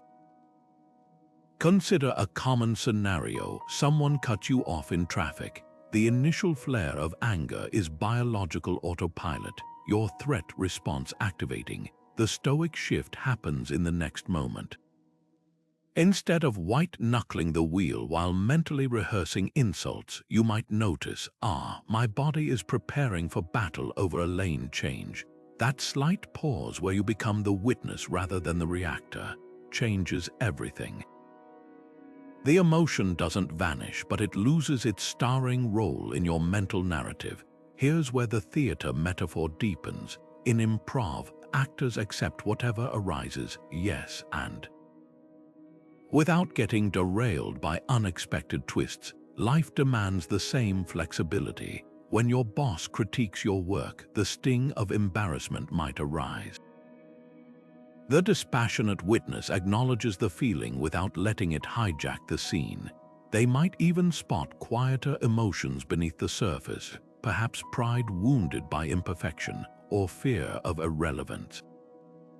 These subtler notes often hold the key to growth. Try this today. Pick an emotion that frequently takes center stage in your life: frustration, envy, worry. For just 1 hour, treat it as a character entering and exiting your awareness. Notice how it affects your posture, your breath, even the tempo of your speech. You're not trying to banish the emotion, you're studying its costume and script. Most discover something revelatory. Emotions are less like dictators and more like method actors, intense in the moment, but always removable when the scene ends. The true power of this practice emerges over time.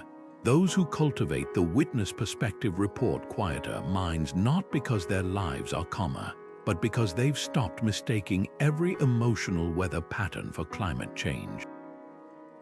A parent dealing with a tantruming toddler might inwardly note, "This is the part where I feel overwhelmed," yet choose patience anyway. A writer facing rejection slips might observe, "This is the scene where doubt whispers quit," while continuing to draft the next chapter. Seneca's theater isn't about detachment from life, it's about engaging more skillfully. When we stop identifying as every passing emotion, "I am angry," and start relating to them as transient states, "Anger is here," we gain something priceless: the freedom to choose our next line rather than reciting old scripts by rote. The curtain never closes on this play, but with practice, we can ensure the most dramatic scenes don't steal the show. Seneca once described walking through the lavish villas of Rome's elite, their marble halls overflowing with treasures, only to find the owners sleepless, terrified of losing what they'd spent their lives accumulating. He saw through the illusion with piercing clarity. It is not the man who has too little, but the man who craves more that is poor. 2,000 years later, modern research confirms this ancient insight. Studies show emotional well-being plateaus at an annual income around $75,000, enough to cover basic needs, security, and some comforts, but nowhere near private jet territory. Beyond that threshold, more money doesn't buy more happiness, it just buys more complexity. The billionaire scouring their portfolio at 3 a.m. isn't any more content than the teacher who rides a bike to school but sleeps soundly. Consider two neighbors. One works 80-hour weeks to maintain a 6-car garage, each vehicle depreciating the moment it's driven off the lot.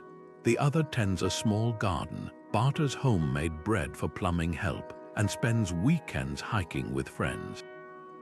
Who's truly rich? Thoreau, who famously lived in a one-room cabin by Walden Pond, put it bluntly, "A man is rich in proportion to the number of things he can afford to let alone." This isn't poverty glorified, it's freedom reclaimed. Every possession demands something in return: maintenance, insurance, mental bandwidth, that dream vacation home.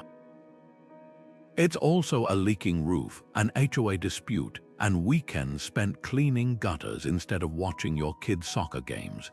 The Stoics practiced deliberate scarcity not as punishment but as power. Seneca would periodically sleep on the floor, eat plain meals, and wear threadbare tunics not because he had to, but to remind himself he could. Modern minimalists echo this with packing parties, boxing up all their possessions, and retrieving only what they truly need over weeks. The revelation: most essential items stay boxed. That espresso machine gathering dust, the wardrobe full of maybe someday clothes, they're not just taking up space in your home, they're occupying real estate in your mind. So here's the challenge: walk through your home and find one item that feels indispensable: your smartphone, your coffee maker, even your favorite pair of shoes. Now imagine giving it away for a month. Notice the resistance that arises. That tension is the Stoic training ground, because when we stop conflating comfort with necessity, we discover something astonishing. Our ancestors survived centuries without air conditioning, yet we panic if the thermostat breaks. The lesson isn't to abandon modern conveniences, but to recognize them as choices, not crutches. The next time you're tempted by a must-have upgrade, ask Seneca's question: is this purchase serving me, or am I serving it? That luxury car might impress strangers, but will it shorten your commute or lengthen your joy?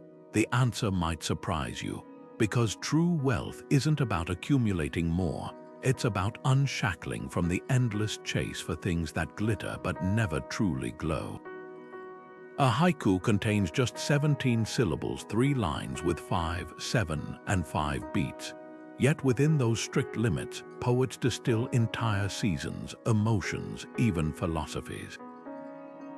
The form doesn't stifle creativity, it channels it, forcing clarity where verbosity might sprawl.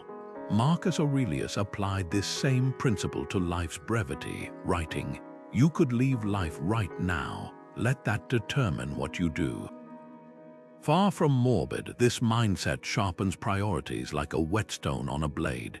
Mortality isn't just an endpoint, it's the ultimate creative constraint, turning vague some days into urgent todays. Modern psychology confirms this ancient insight. Parkinson's law states that work expands to fill the time allotted. Give yourself a month for a task, and it'll take a month. But impose a 48-hour deadline. Suddenly, extraneous details fall away, revealing the core of what matters. Think of college students pulling all-nighters to finish term papers. The pressure doesn't diminish the work, it often yields their most focused, original thinking. Constraints aren't obstacles, they're the guardrails that keep us from veering into the ditches of distraction. Consider 2 writers, one with an open-ended novel draft meandering through endless revisions, the other crafting flash fiction with a strict 500-word limit. Paradoxically, the second often produces more potent prose because every syllable must earn its place. The same applies to careers. Employees with clear quarterly targets outperform those with vague, do-your-best directives. Even nature operates this way. Coral reefs thrive not in open ocean, but within the boundaries of shallow, sunlit waters. Limits don't choke life, they concentrate its brilliance. So here's the pivot. What in your life would benefit from an artificial deadline? That languishing passion project might need a public exhibition date booked.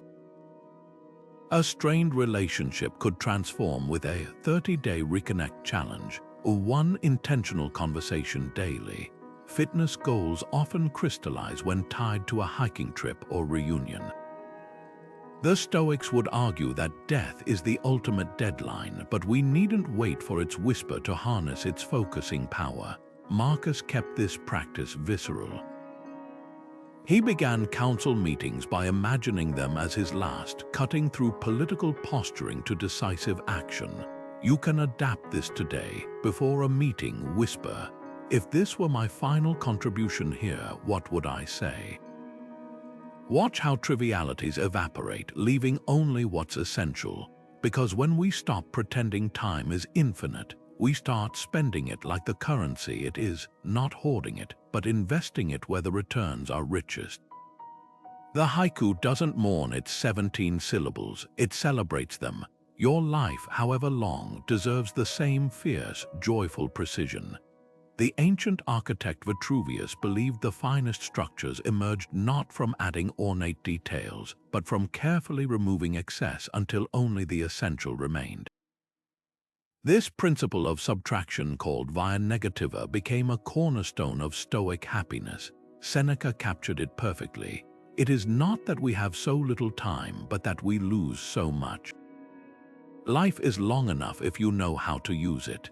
His solution wasn't cramming more into each day, but stripping away everything that didn't serve wisdom or joy.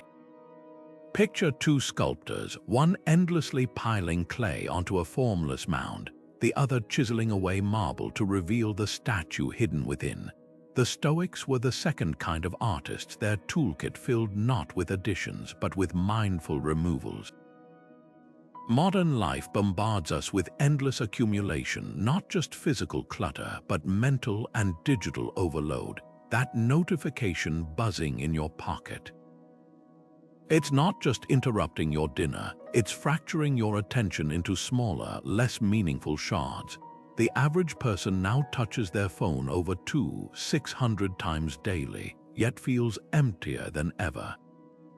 Digital minimalism, a movement echoing Stoic principles, tackles this by applying Seneca's razor, delete first, question later. Cal Newport, a computer scientist who practices what he calls digital decluttering, advises a 30-day detox from optional apps and services, then reintroducing only what demonstrably improves your life. The results: people report reading more books, having deeper conversations, even rediscovering the taste of their morning coffee without the reflex to photograph it. Consider the mathematics of subtraction.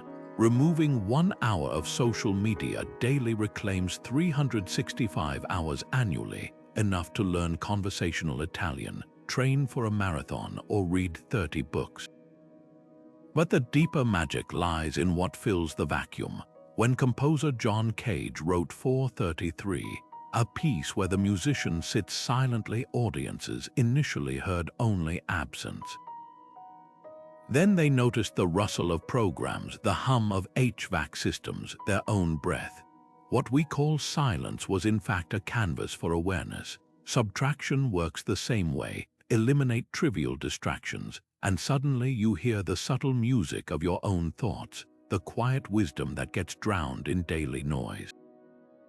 The Stoics practiced this through negative visualization, imagining life without comforts to appreciate them anew. Try a modern variation. For 1 week, eliminate something you consider essential. That second cup of coffee, the background TV noise, the constant podcast playlist during chores, you'll likely discover two truths. First, that many necessities are just habits in disguise. Second, that absence often sharpens enjoyment more than abundance ever could. A strawberry tastes sweeter after a month without sugar. A friend's voice carries more warmth when not competing with a screen. So here's the provocation. What single subtraction would elevate your coming week? Maybe it's muting group chats that drain more than they give, or declaring email bankruptcy on Friday afternoons to protect weekend stillness. Perhaps it's as simple as leaving your phone in another room during meals, not as deprivation, but as an offering to your own presence. Because happiness, the Stoics remind us, isn't about adding more to your life. It's about having the courage to subtract everything that isn't it. You are not your job title. We've heard this cliché so often it's lost its teeth, but the Stoics took this idea further, turning it into a radical philosophy of identity. They saw the self not as a fixed monument, but as a river constantly reshaping its banks. Epictetus taught his students to think of social roles as masks worn in life's theater: parent, merchant, citizen, each useful for a scene but never the full essence of the actor beneath. Imagine a stagehand frantically clinging to a prince's costume after the curtain falls, insisting, "This is who I really am." That's how most of us treat our identities, confusing temporary costumes with permanent skin. Consider the modern career pivot. A corporate lawyer becomes a yoga instructor. A nurse retrains as a software developer. Society often frames these shifts as crises. Who am I now? But the Stoics would reframe them as awakenings. When Zeno lost his merchant fortune in a shipwreck, he didn't cling to his former identity. He wandered into a bookstore, discovered philosophy, and founded Stoicism. His failure wasn't an ending. It was the shedding of an outdated shell to reveal new contours beneath. This isn't just ancient wisdom. Brain science confirms our identities are more fluid than we pretend. Neural pathways once dedicated to abandoned skills, say, a former pianist's finger movements get repurposed for new passions. Even our memories, those supposed anchors of selfhood, rewrite themselves with each retrieval. The person who agonizes over quitting a stable but soul-crushing job isn't just fearing financial risk. They're confronting the terror of stepping out of a familiar, if ill-fitting, skin. So here's the mirror to hold up. What obsolete label still dictates your choices? Maybe it's the gifted child persona keeping you from trying things you won't instantly master. The team player mask that stifles your leadership voice, or even the self-made identity that prevents asking for help. The Stoics practiced intentional role fluidity. Marcus Aurelius the emperor writing privately as Marcus the student of life, Seneca the statesman corresponding as Seneca the humble seeker. They understood that growth requires periodically outgrowing our own stories. Watch a hermit crab abandon its outgrown shell for a roomier one. There's a vulnerable moment when it's exposed no armor, just soft potential. That's the sacred space between identities we fear most. Yet every major evolution in nature, from caterpillar to butterfly to tadpole to frog, requires this dissolution of the old form. Your career, relationships, even core beliefs might need similar molting. The discomfort isn't a sign you're doing it wrong, it's proof you're doing something real. Because the truest self isn't found in any single role, but in the courage to keep trying them on, then letting go when they no longer fit the person you're becoming. Surrender in Stoicism wears a paradox like a second skin. It looks like defeat but moves like victory. When Epictetus spoke of yielding to inevitables, he wasn't advocating helplessness.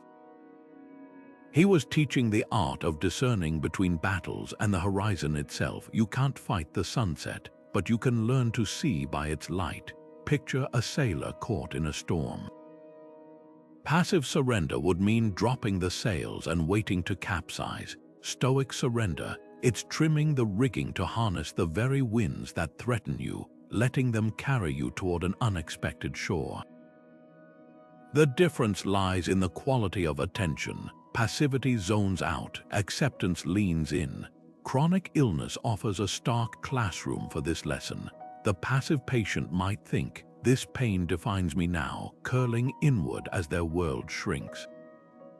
The Stoic practitioner, they'd ask Epictetus' question, "What part of this is truly up to me?" Maybe it's adjusting medication schedules with precision, or discovering that seated yoga eases stiffness when standing workouts no longer can.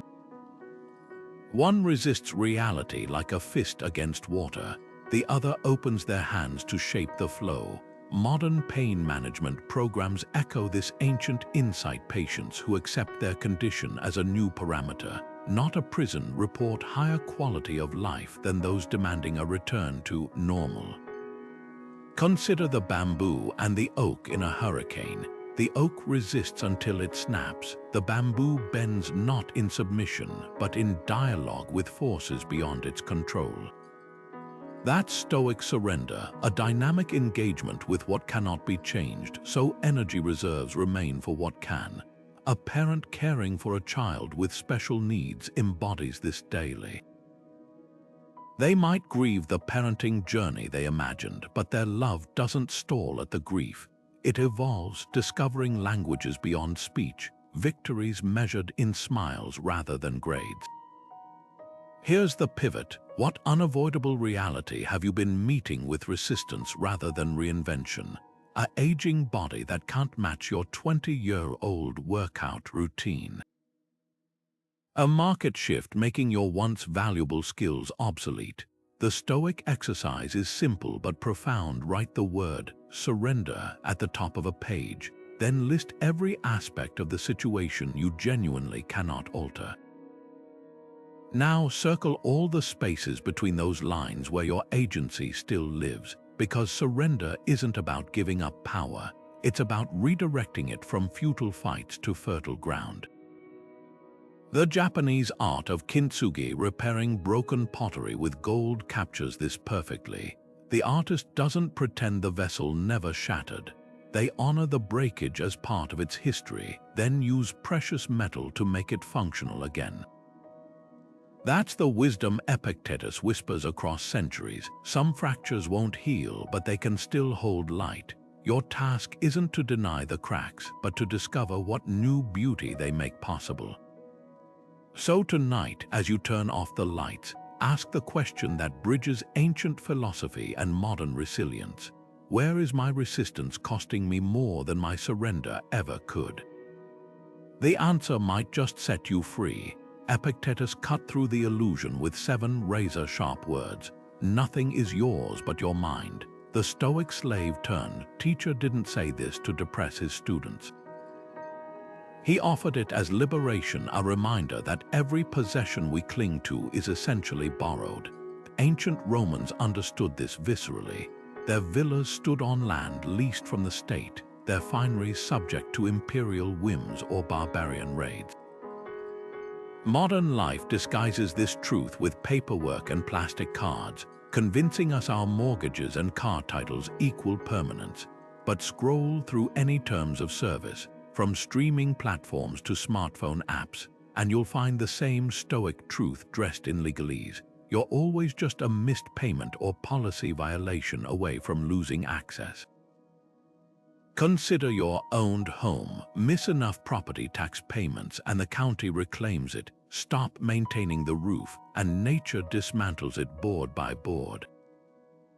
Even your body, the most intimate possession, follows nature's lease terms, aging and changing regardless of your protests. The tech revolution made this even starker. That ebook library you've spent thousands building, one corporate bankruptcy could erase it. The social media profiles housing decades of memories, deactivated with a click. We've gone from owning vinyl records to renting access to song files that can vanish from our devices overnight. Yet there's profound freedom in this realization. When we stop conflating control with ownership, we start engaging with the world differently. Think of 2 gardeners, one obsessively fencing their plot, terrified of trespassers, the other tending the soil with open hands, knowing seeds will scatter where they will. The Stoics were the second type. They poured care into relationships, work, and civic life, not because they thought these were permanent, but precisely because they weren't. Marcus Aurelius kissed his children goodnight with the awareness that tomorrow wasn't promised, not to manipulate himself into gratitude, but to love fully in the moments he had. So here's the mirror to hold up. What are you gripping like a permanent possession when it's actually on loan? That corner office you've sacrificed evenings to secure could be reorganized away next quarter. The athletic prowess you base your identity upon inevitably yields to time. Even your beliefs and opinions, those mental properties, get renovated by new experiences if you're growing. The practice isn't to live in constant anxiety of loss, but to engage more lightly and fiercely with what's here now. Try this tonight. Walk through your home and touch 3 owned items: your bed, your favorite mug, perhaps a family heirloom. As your fingers make contact, silently acknowledge, "This is mine for now." Feel how that tiny pause changes the weight of the object in your hand. Not diminishing its value, but clarifying it, because when we stop pretending things are permanent, we stop wasting energy on fear and start investing in what truly lasts. The quality of attention we bring to each borrowed moment, the wisdom we cultivate in our one truly owned territory, the mind. Marcus Aurelius kept a peculiar morning ritual. He'd press his palms against his bed frame upon waking, feeling the grain of the wood, noting its solidity against his skin. This wasn't idle habit. It was a deliberate rebellion against the human obsession with big events, the weddings, promotions, and milestones we treat as life's true currency, while dismissing ordinary days as filler. He wrote in his journals, "Do not act as if you had 10,000 years to live. While you live, while it is in your power, be good." The radical suggestion. A life isn't made extraordinary by its peaks, but by how fully we inhabit its seemingly mundane valleys. Consider your coffee ritual, the hiss of the kettle, the slow bloom of grounds in water, the warmth spreading through your palms as you cradle the mug. Neuroscience reveals these small moments are anything but trivial. The brain processes routine sensory experiences like the aroma of freshly ground beans through the insular cortex, the same region that lights up during big emotional events. In other words, your morning brew isn't just caffeine delivery. It's a daily microcosm of presence, a chance to practice what the Stoics called prosoch, attention to the now. The difference between a rushed gulp and a mindful sip isn't time. It's where you place your awareness. History brims with overlooked profundity in ordinary moments. Van Gogh painted over 200 versions of his humble bedroom, finding infinite variation in the play of light on a rumpled quilt. Beethoven composed his late quartets while completely deaf, transforming vibrations felt through his piano legs into transcendent art. These weren't escapes from mundanity, they were deep dives into its hidden dimensions. The Stoics would argue that waiting for special occasions to feel alive is like saving your best china for guests who never arrive. Why reserve wonder for fireworks when sunlight through a window can ignite the same awe? Here's the litmus test. Recall a recent, small moment that unexpectedly filled you. Was it the way your dog's ears perked at the sound of your keys? The shared silence with a stranger watching the same sunset? Modern research on memory shows these fleeting experiences often imprint more deeply than orchestrated milestones. A study of nursing home residents found their sharpest recollections weren't birthdays or holidays, but spontaneous interactions. A nurse's joke during medication, the texture of fresh sheets after laundry day. So challenge the hierarchy of moments. That commute you tune out with podcasts. It's a moving meditation if you notice the dance of shadows on pavement. The chore of chopping vegetables, a masterclass in knife skills and patience. Marcus envisioned each day as a complete life cycle, dawn as birth, dusk as death, and every hour between as its own epoch. When we stop treating ordinary days as dress rehearsals for some mythical, real life, we discover something astonishing. The main act was here all along, unfolding in the steam of your tea, the weight of a book in your hands, the quiet before the next breath. The question isn't whether small moments matter, it's whether you'll show up for them before they're gone. The ancient Greek word eudaimonia doesn't translate neatly to happiness. It means something closer to flourishing a life lived in full alignment with one's highest nature. The Stoics saw this not as a distant summit to reach, but as a daily practice of discerning what's essential from what's merely excessive. Seneca framed it as a paradox. Wealth is slavery disguised as freedom. He watched Rome's elite chain themselves to mansions they couldn't enjoy, too busy managing staff and fending off thieves to savor the very comforts they'd sacrificed everything to acquire. Their riches didn't expand their lives. They became full-time custodians of their own possessions. Fast forward to today's FIRE movement, financial independence, retire early, where modern Stoics crunch numbers to escape the same trap.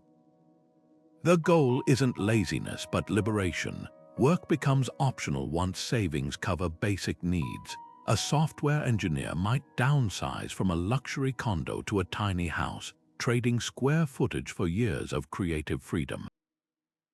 A marketing director quits her six-figure job to teach wilderness skills, valuing time over status symbols. These aren't rejections of ambition, they're redefinitions of success. Like Seneca's friend who lived richly on bread and figs, they ask, "What's the least I need to thrive?" But here's where Stoicism pushes deeper than frugality alone.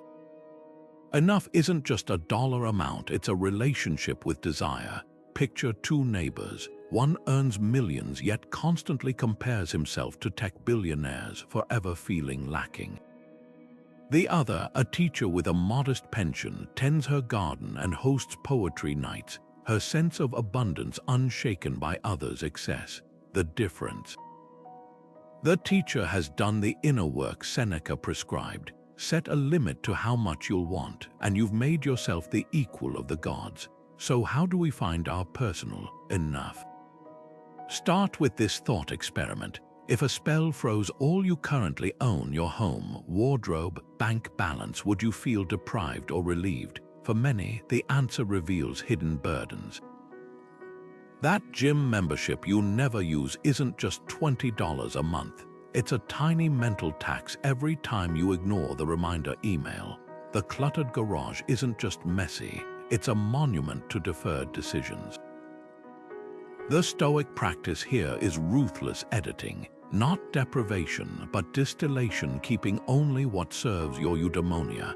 For Marcus Aurelius, that meant a simple diet of bread and olives even as emperor. For you, it might mean unsubscribing from retail newsletters that manufacture lack, or realizing your dream car would mainly mean higher insurance and parking anxiety. Try this today. List 3 things you consider essential. Now ask, if I lost this tomorrow, how could I still flourish? The answers might surprise you. Your laptop, maybe you'd write in journals or visit the library. Your car, biking could reconnect you with your neighborhood's rhythms. Even relationships, when we stop demanding certain people play fixed roles in our lives, we often find unexpected connections waiting in the wings. Because enough isn't a number. It's the moment your desires stop shouting over your wisdom. The peace of knowing the bread is fresh, the water is clean, and the night sky overhead is the same one Seneca marveled at. No subscription required. Epictetus posed a question that cuts to the bone of human suffering. Why fear the possibility of loss when the fear itself is already the loss? Imagine clutching a fragile vase as you walk. Your knuckles white, your shoulders tense, your entire being focused on not dropping it. The Stoic asks, at what point does your grip become the prison? This is the paradox of attachment. We believe we're protecting what we love by holding tight, when in truth we're suffocating the very joy we sought to preserve. The breakup that initially shatters you might later reveal itself as liberation. The career setback that felt like an ending, redirecting you toward work that actually aligns with your soul. Consider 2 versions of love. One demands constant reassurance, texts left on read analyzed for hidden meanings, nights spent rehearsing accusations. The other thrives in quiet confidence, space given without suspicion, disagreements weathered without threats of abandonment. The first mistakes anxiety for passion, control for care. The second understands that real love grows in the oxygen of trust, not the suffocation of possession. The Stoics didn't advocate emotional coldness. They practiced loving deeply while holding lightly. Seneca wrote letters to his wife Paulina with breathtaking tenderness, yet reminded himself daily that illness or death could part them. His vulnerability wasn't diminished by this awareness, it was intensified. Modern psychology confirms this ancient insight. Studies on relationship anxiety show that partners who tolerate uncertainty without seeking constant proof experience deeper intimacy than those requiring hourly validation. Like a gardener who trusts seeds to sprout without digging them up daily, detachment in love creates the conditions for healthy growth. The parent who micromanages every homework assignment might produce short-term results, but the one who steps back cultivates resilience. Even in friendships, the ones that survive decades are those that allow for reinvention, that don't demand the 30-year-old show up exactly as the 20-year-old once did. So here's the mirror. What in your life are you calling love or loyalty that's actually fear in disguise? The job you stay at despite your soul withering because it's secure. The friendship you maintain out of obligation rather than joy. The romantic relationship where you've become more warden than partner. Detachment isn't indifference, it's the courage to love something enough not to chain it to your needs. When a bird chooses to rest in your open palm, that moment carries more beauty than any cage ever could. Epictetus, who was physically chained as a slave, became spiritually free by mastering this distinction. His body might belong to others, but his judgments and values remained unshackled.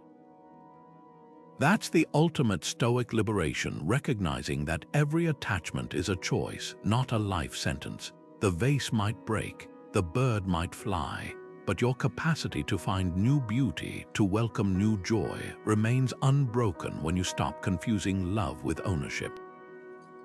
Marcus Aurelius often pictured the gods on Mount Olympus peering down at human affairs, not with stern judgment, but with bemused laughter. He wrote, "From the stars, even our most heated battles look like ants squabbling over crumbs." This cosmic perspective wasn't meant to belittle our struggles, but to reveal their true scale. Imagine your most humiliating moment tripping on stage during a presentation, perhaps, or accidentally sending a private rant to the wrong group chat. Now zoom out. In the grand theater of the universe, it's not a tragedy. It's a sitcom episode waiting for its laugh track. The Stoics didn't deny life's pains, they just refused to grant them undue gravity. Epictetus, who endured slavery and physical disability, still joked about his limp. "If I envy the swift, shall I weep that I'm not a deer?" Modern satire thrives on this same principle. Shows like The Office or Parks and Recreation take mundane workplace dramas, budget cuts, misplaced memos, petty rivalries, and reveal their inherent absurdity. The genius lies in the framing. The same event that feels catastrophic in real time becomes comedy gold with a slight shift in perspective. Your boss's nitpicky email isn't a personal indictment. It's Michael Scott-level buffoonery in disguise. Consider the last time you spiraled over a minor mishap, a coffee spill on your shirt before a meeting, or a toddler's public meltdown. Now imagine scripting it as a curb your enthusiasm scene. The escalating awkwardness, the dramatic irony, the perfectly timed cut to your deadpan expression. Psychologists call this cognitive reappraisal, but the Stoics knew it centuries earlier as the art of sub specie eternitatis, viewing things under the aspect of eternity. When we stop conflating inconvenience with catastrophe, we drain their power to derail us. Here's the experiment. Pick one current frustration, a delayed flight, a passive-aggressive neighbor, a Wi-Fi outage during your big presentation. Now cast it as a satirical news headline. Local man convinces himself router reset will solve existential dread, or airline announces surprise mindfulness retreat at Gate B12. The practice isn't about dismissing real pain, but about distinguishing true crises from life's inevitable bloopers. After all, even the stars occasionally collide, and the universe keeps expanding. Your spilled coffee, hardly a supernova, so tonight, as you replay the day's stumbles, try channeling Marcus's divine spectators. From their vantage point, your disasters might just be the universe's way of keeping the cosmic sitcom fresh. And who knows, the episode where you locked yourself out in pajamas might one day be the story that makes your friends laugh until they cry, proof that even our worst moments can age into our best material. Seneca once described watching Roman widows cast their husbands' ashes into the Tiber, not as an act of erasure, but as a sacred pact with the river's current to carry grief downstream. The Stoics understood what modern psychology confirms. Physical rituals anchor emotional transitions in ways mere thoughts cannot. When words fail, the body remembers the strike of a match, the weight of paper dissolving to smoke, the deliberate unclenching of a fist. These aren't just metaphors, they're neural shortcuts, bypassing the intellect to speak directly to the primal parts of our brain that learn through motion and sensation. Consider the Japanese tradition of nagashi-bina, where paper dolls bearing misfortune are floated down rivers, or Icelandic Utæster, where people literally sit out their problems on solitary rocks, leaving them behind when they rise. Even secular cultures instinctively create rituals, throwing divorce rings into volcanoes, shredding old tax documents after audits, or burning high school yearbooks that no longer reflect who they've become. The common thread, a visceral transfer of the internal to the external, a way to say, this was part of my story but not its entirety. Seneca practiced this through letters. When friendships faded naturally, not from conflict but from the quiet drift of time, he'd write one final missive acknowledging the bond's role in his growth, then seal it with wax never to be sent. The act wasn't about closure for the other person, but for himself. Modern therapists echo this with empty chair techniques, where clients speak unresolved feelings aloud to an imagined listener.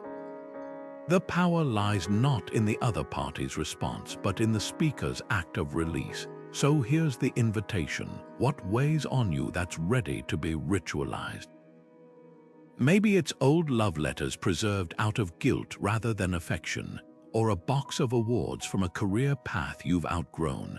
One client I worked with buried her corporate name tag under a sapling, watching her former identity compost into nourishment for new growth. Another burned her meticulous calorie journals in a cast iron skillet, the flames licking away decades of diet culture's grip. The ritual need not be dramatic to be potent.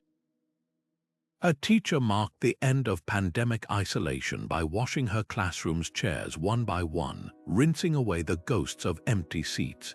A widower released balloons on his anniversary, not to move on, but to acknowledge that grief, like the helium, had grown lighter with time. The key is intentionality. When you light that match or drop that stone into water, let your body register the moment. Feel the before and after as tectonic plates shifting beneath you. Because some transformations refuse to be paperwork, they demand ceremony. So ask Seneca's question as you stand at your own symbolic shoreline. What small act, a shredded contract, a deleted contact, a single candle extinguished, would whisper to your nervous system, this chapter is complete? The answer might surprise you. Sometimes freedom isn't seized, it's surrendered. Marcus Aurelius guarded his attention like a fortress under siege, not because he lacked curiosity, but because he understood focus as the ultimate currency. Your mind will take the shape of what you frequently hold in thought, he warned, comparing undisciplined attention to a sieve pouring precious water into sand. Today, we face an attention economy far more predatory than anything ancient Rome could imagine. Where Stoic philosophers once cautioned against idle gossip in the agora, we now battle algorithms designed to exploit our neurological vulnerabilities, turning every notification into a potential dopamine slot machine. The average person now checks their phone 96 times a day, not because they choose to, but because trillion-dollar industries have engineered habits that make resistance feel like swimming upstream. Consider two parallel mornings. In one, you wake and immediately reach for your phone, plunging into a cascade of headlines, messages, and social comparisons before your feet touch the floor. In the other, you take Seneca's advice to claim the first hour for yourself, perhaps writing morning pages or simply watching light creep across the wall. The days might contain identical events, but they'll unfold as entirely different lived experiences based solely on where attention was invested first. This is the Stoic insight modern productivity hacks miss. Willpower alone can't combat distraction. You must architect your environment like Marcus did, removing unnecessary decisions before temptation arises. He wrote letters by candlelight not because Rome lacked lamps, but because flickering shadows discouraged prolonged reading, forcing concision, the modern parallel. Digital minimalists are rediscovering these ancient defenses. Writer Cal Newport deletes social media apps not temporarily, but with the finality of Marcus burning unimportant correspondence. Programmer Derek Sivers uses a separate browser profile for entertainment to create friction between impulse and consumption. These aren't rejections of technology, they're applications of Stoic pre-commitment, removing future choices that misalign with deeper values. When you preemptively block shopping sites during work hours, you're not limiting freedom, you're exercising the highest form of it, the freedom from your own predictably hijackable impulses. So here's the mirror. What mental transactions leave you bankrupt by noon? Maybe it's the reflexive email checks that fracture concentration into unusable shards. Perhaps it's the quick news scans that seed unease without offering understanding. Even seemingly positive habits can be costly. The fitness tracker turning every walk into quantified labor, or the self-improvement podcast making shower time feel like another classroom. The Stoic question isn't, is this valuable, but is this valuable enough to displace the 1,000 other things I could be noticing? Try this audit. For 3 days, carry a small notebook labeled Attention Expenditures. Jot down every task, scroll, or conversation that consumes 15 minutes or more. Then categorize them as investments, activities that compound value, like deep work or nourishing relationships, expenses necessary mental upkeep like chores, or leaks, habitual distractions offering neither pleasure nor growth. The patterns will shock you. That harmless group chat might be draining 20 hours monthly time that could rewrite your novel or master sourdough baking. The ultimate Stoic practice: designate attention guardrails based on your audit. A writer might schedule creative work during peak mental clarity, saving admin tasks for depleted afternoons. A parent could establish device-free zones where family meals become sacred spaces for conversation. These boundaries aren't constraints, they're the trellises that let your finest qualities climb toward the light. Because when you stop scattering focus like cheap confetti, you discover something astonishing. Your mind was never poor. You were just spending its wealth on too many trivialities. The ancient Stoics didn't just contemplate death, they rehearsed it. But here's the twist: their Memento Mori practice wasn't about morbidity. It was about recognizing that small endings, a finished conversation, a setting sun, even the act of closing your laptop at night, are all tiny rehearsals for life's final curtain call. Seneca took this further with his nightly ritual. Lying in bed, he'd review his day not as a to-do list, but as if it were his last performance. Sleep is a fragment of death, he wrote, turning each night's surrender to darkness into a gentle practice of letting go. Think of your daily routines through this lens. That moment you power down your computer, the screen going black like a lid closing, isn't just a task's end. It's a microcosm of release. The Stoics would urge you to do it consciously, savoring the pause between finishing and walking away. Ancient Romans buried their dead with coins for the ferryman. We might symbolically pay our transition from work to rest by jotting 3 lessons learned before shutting down. This shifts the act from mundane to sacred, a tiny funeral for the day's efforts. Modern neuroscience echoes this wisdom. Studies on sleep show that people who reflect on their day before bed experience more restorative rest, as if the mind needs to file experiences before powering off.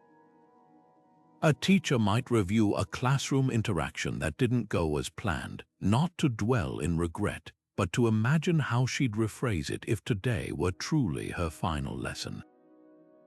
A nurse ending a shift could pause to honor the patients whose lives he touched, however briefly, before handing them over to the night team. These aren't grim exercises, they're grounding techniques that infuse ordinary moments with extraordinary presence. So here's the challenge. Tonight, as you prepare to die to this day, ask Seneca's question: did I live in a way that would make a good epitaph, not in grand achievements but in the quality of your attention? Did you listen fully when your child interrupted your scrolling? Did you taste your lunch or just ingest it? The goal isn't perfection, it's awareness. Because when we practice dying daily, we stop postponing life for hypothetical tomorrows and start living in the only time we ever truly own. This breath, this choice, this fleeting now. And paradoxically, that's how we learn to leave each day behind without regret, like a well-loved book placed gently on the shelf. Nostalgia paints the past in gold leaf, smoothing over cracks and casting long shadows over its true texture. Marcus Aurelius saw through this illusion with startling clarity. Do not imagine that those times were any better than these. They were not. He wasn't dismissing history's lessons. He was exposing our tendency to edit memories like sentimental filmmakers, cutting out the bloopers and leaving only the highlight reel. Consider how we romanticize life before smartphones, recalling uninterrupted dinners and handwritten letters, while conveniently forgetting the frustration of missed connections, the hours spent waiting by landlines, the isolation of being unreachable in emergencies. The past wasn't simpler, it was differently complicated. This golden age bias isn't just harmless reminiscence, it's a thief of present joy. When we fixate on some idealized yesterday, we drain today of its potential by constantly measuring it against a mirage. A musician might pine for the authenticity of vinyl records, forgetting how they skipped if sunlight touched them. A parent might envy 1950s parenting norms, overlooking the lack of car seats or the stigma around mental health discussions. Even our personal histories get airbrushed, that perfect summer job we reminisce about, the one where we actually spent sweltering nights mopping floors for minimum wage. Nostalgia has a way of laundering the truth. The Stoic antidote is deliberate recall, not denial of happy memories, but refusal to let them distort reality. When Marcus wrote, "The past is equally beyond repair as the future is beyond our knowledge," he wasn't advocating amnesia, he was prescribing perspective. Try this exercise. Pick an era you idolize, maybe your college years or early career days. Now list 3 genuine hardships you faced then. The all-nighters fueled by anxiety, the rent checks that barely cleared, the friendships that frayed under stress. Suddenly, the golden age reveals its tarnish. Modern psychology confirms this practice. Studies show people who acknowledge both joys and struggles of the past report higher life satisfaction than those lost in nostalgia. Like photo filters that intensify colors while hiding blemishes, selective memory makes the present seem dull by comparison. But when we view the past in full spectrum, the heartaches alongside the triumphs, we stop using it as a weapon against now. So here's the challenge. Next time you catch yourself sighing, "Things were better before," pause and ask, better for whom? That pre-social media era you miss might have silenced marginalized voices. Those good old days at work probably excluded entire demographics. Even personal milestones. Remember how you ached for adulthood when you were 15. Nostalgia often erases not just pain but growth. The childhood home you miss was also the place you outgrew. The relationship you romanticize might have been the one that needed ending. The Stoics didn't reject fond memories, they simply refused to let them become prisons. When we stop comparing today's raw footage with yesterday's edited masterpiece, we free ourselves to spot the gold already here. The convenience that lets you video call faraway grandparents, the medical advances that ease old sufferings, even the mundane miracle of a smartphone flashlight when you drop your keys at night. The past wasn't golden, it was human, flawed, fleeting, and far less shiny than recollection pretends, and that's okay because so is now. The phrase, "this too shall pass," carries the weight of centuries, whispered by Persian poets, etched into royal rings and passed down through generations as a balm for suffering. Its power lies not in denying pain's reality, but in exposing its temporary architecture. Seneca captured this with surgical precision. No pain lasts long unless you insist on prolonging it through resistance. He wasn't dismissing agony, he'd endured chronic illness and exile, but pointing to a liberating truth. Even the sharpest sorrow dulls with time, not because circumstances change, but because we do. Think of childhood heartbreaks that once felt apocalyptic, the friendship betrayal that haunted recess for weeks, the crushed Valentine's Day card left unanswered. From adulthood's vantage, these crises now seem almost quaint, their emotional fingerprints faded like old ink. The Stoics would argue this isn't just the softening effect of memory, it's proof of our innate capacity to metabolize pain. Like storm clouds that seem stationary until you watch them from a distance, suffering only feels permanent when we're standing directly beneath it. Modern neuroscience validates this ancient insight. Studies on emotional adaptation show that even after devastating losses, a divorce, a career collapse, people typically return to their baseline happiness within 2 years. Not because the event ceases to matter, but because the mind possesses what researchers call a psychological immune system, unconsciously reframing experiences to find meaning or silver linings. A musician who loses hearing might discover heightened sensitivity to vibrations, turning limitation into a new artistic language. A parent grieving a miscarriage might channel that love into mentoring others. Pain doesn't vanish, it becomes compost for unexpected growth. Here's the pivot. What present anguish will future you recall with wistful amusement, even gratitude? That humiliating work presentation haunting your insomnia tonight might become the funny story you tell at dinner parties. The time I blanked so hard I quoted SpongeBob as business strategy. The rejection letter that stings like salt now could later reveal itself as the detour that steered you toward your true calling. The Stoics practiced premeditatio malorum, not to dwell on suffering, but to zoom out and see it as one frame in life's rolling film strip. Consider the Japanese art of kintsugi, where broken pottery is repaired with gold-dusted lacquer. The fractures aren't hidden, they're illuminated. Your current struggles are those cracks, not flaws to erase, but evidence of a story still being mended into something more interesting than perfection. So when the weight feels unshakable, hear Seneca's reminder across the ages.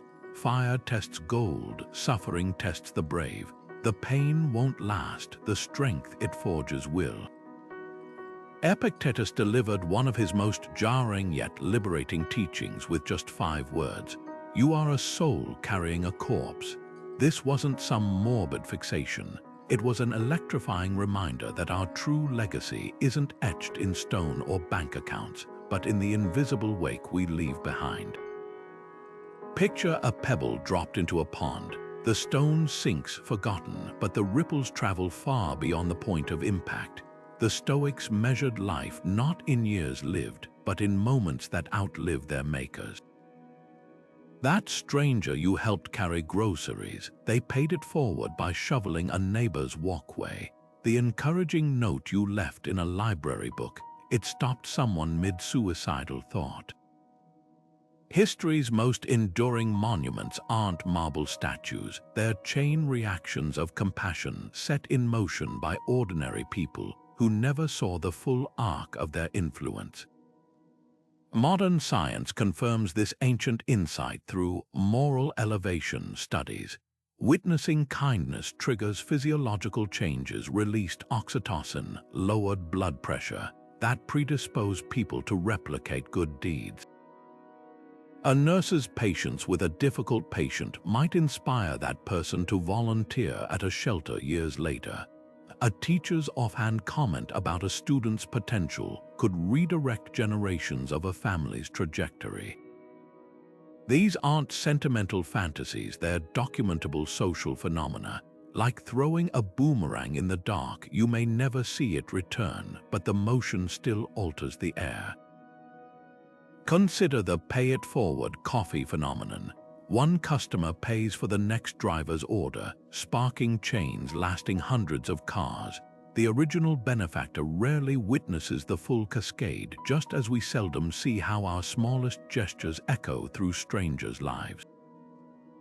The Stoics would argue this invisibility is the point. When Marcus Aurelius wrote, "What we do now echoes in eternity," he wasn't promising celestial rewards. He was noting how every interaction subtly reshapes the social fabric, a fabric woven from countless such threads. So here's the parting challenge. What fleeting act of yours could ripple beyond your sightline?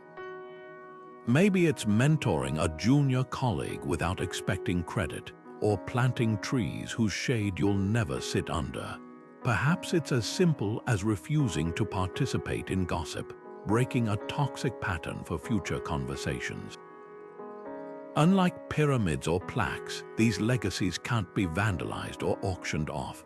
They live in the quiet moments when someone chooses kindness because you once modeled it, in decisions made lighter by your long-forgotten encouragement. The corpse Epictetus mentioned, it's already returning to dust, but the soul's imprint, that stays. Not in grand gestures recorded for posterity, but in the uncountable, uncredited moments when the world became fractionally softer because you passed through it.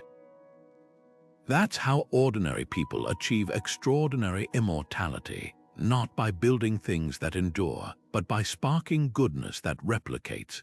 After exploring 48 Stoic teachings on impermanence, 3 core lessons rise like mountains above the rest. Not as rigid rules, but as guiding stars for navigating life's inevitable flux. First, acceptance isn't surrender. It's the art of distinguishing between the unchangeable facts before us and the stories we layer atop them. Picture a farmer surveying a drought-cracked field.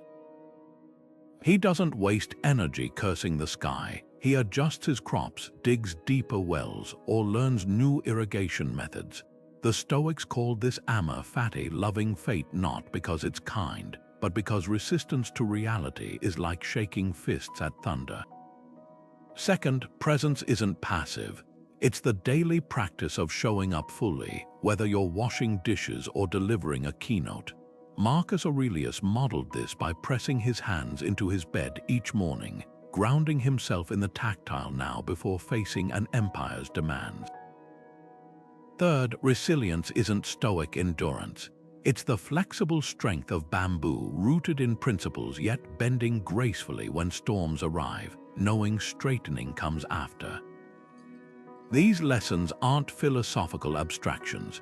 They're tools forged in the fires of lived experience. Seneca writing letters of solace from exile, Epictetus teaching freedom while physically enslaved, Marcus leading Rome through plague and war while privately journaling his struggles. Stoicism survives not as dogma but as a workshop manual for the soul. Its power lies in adaptability.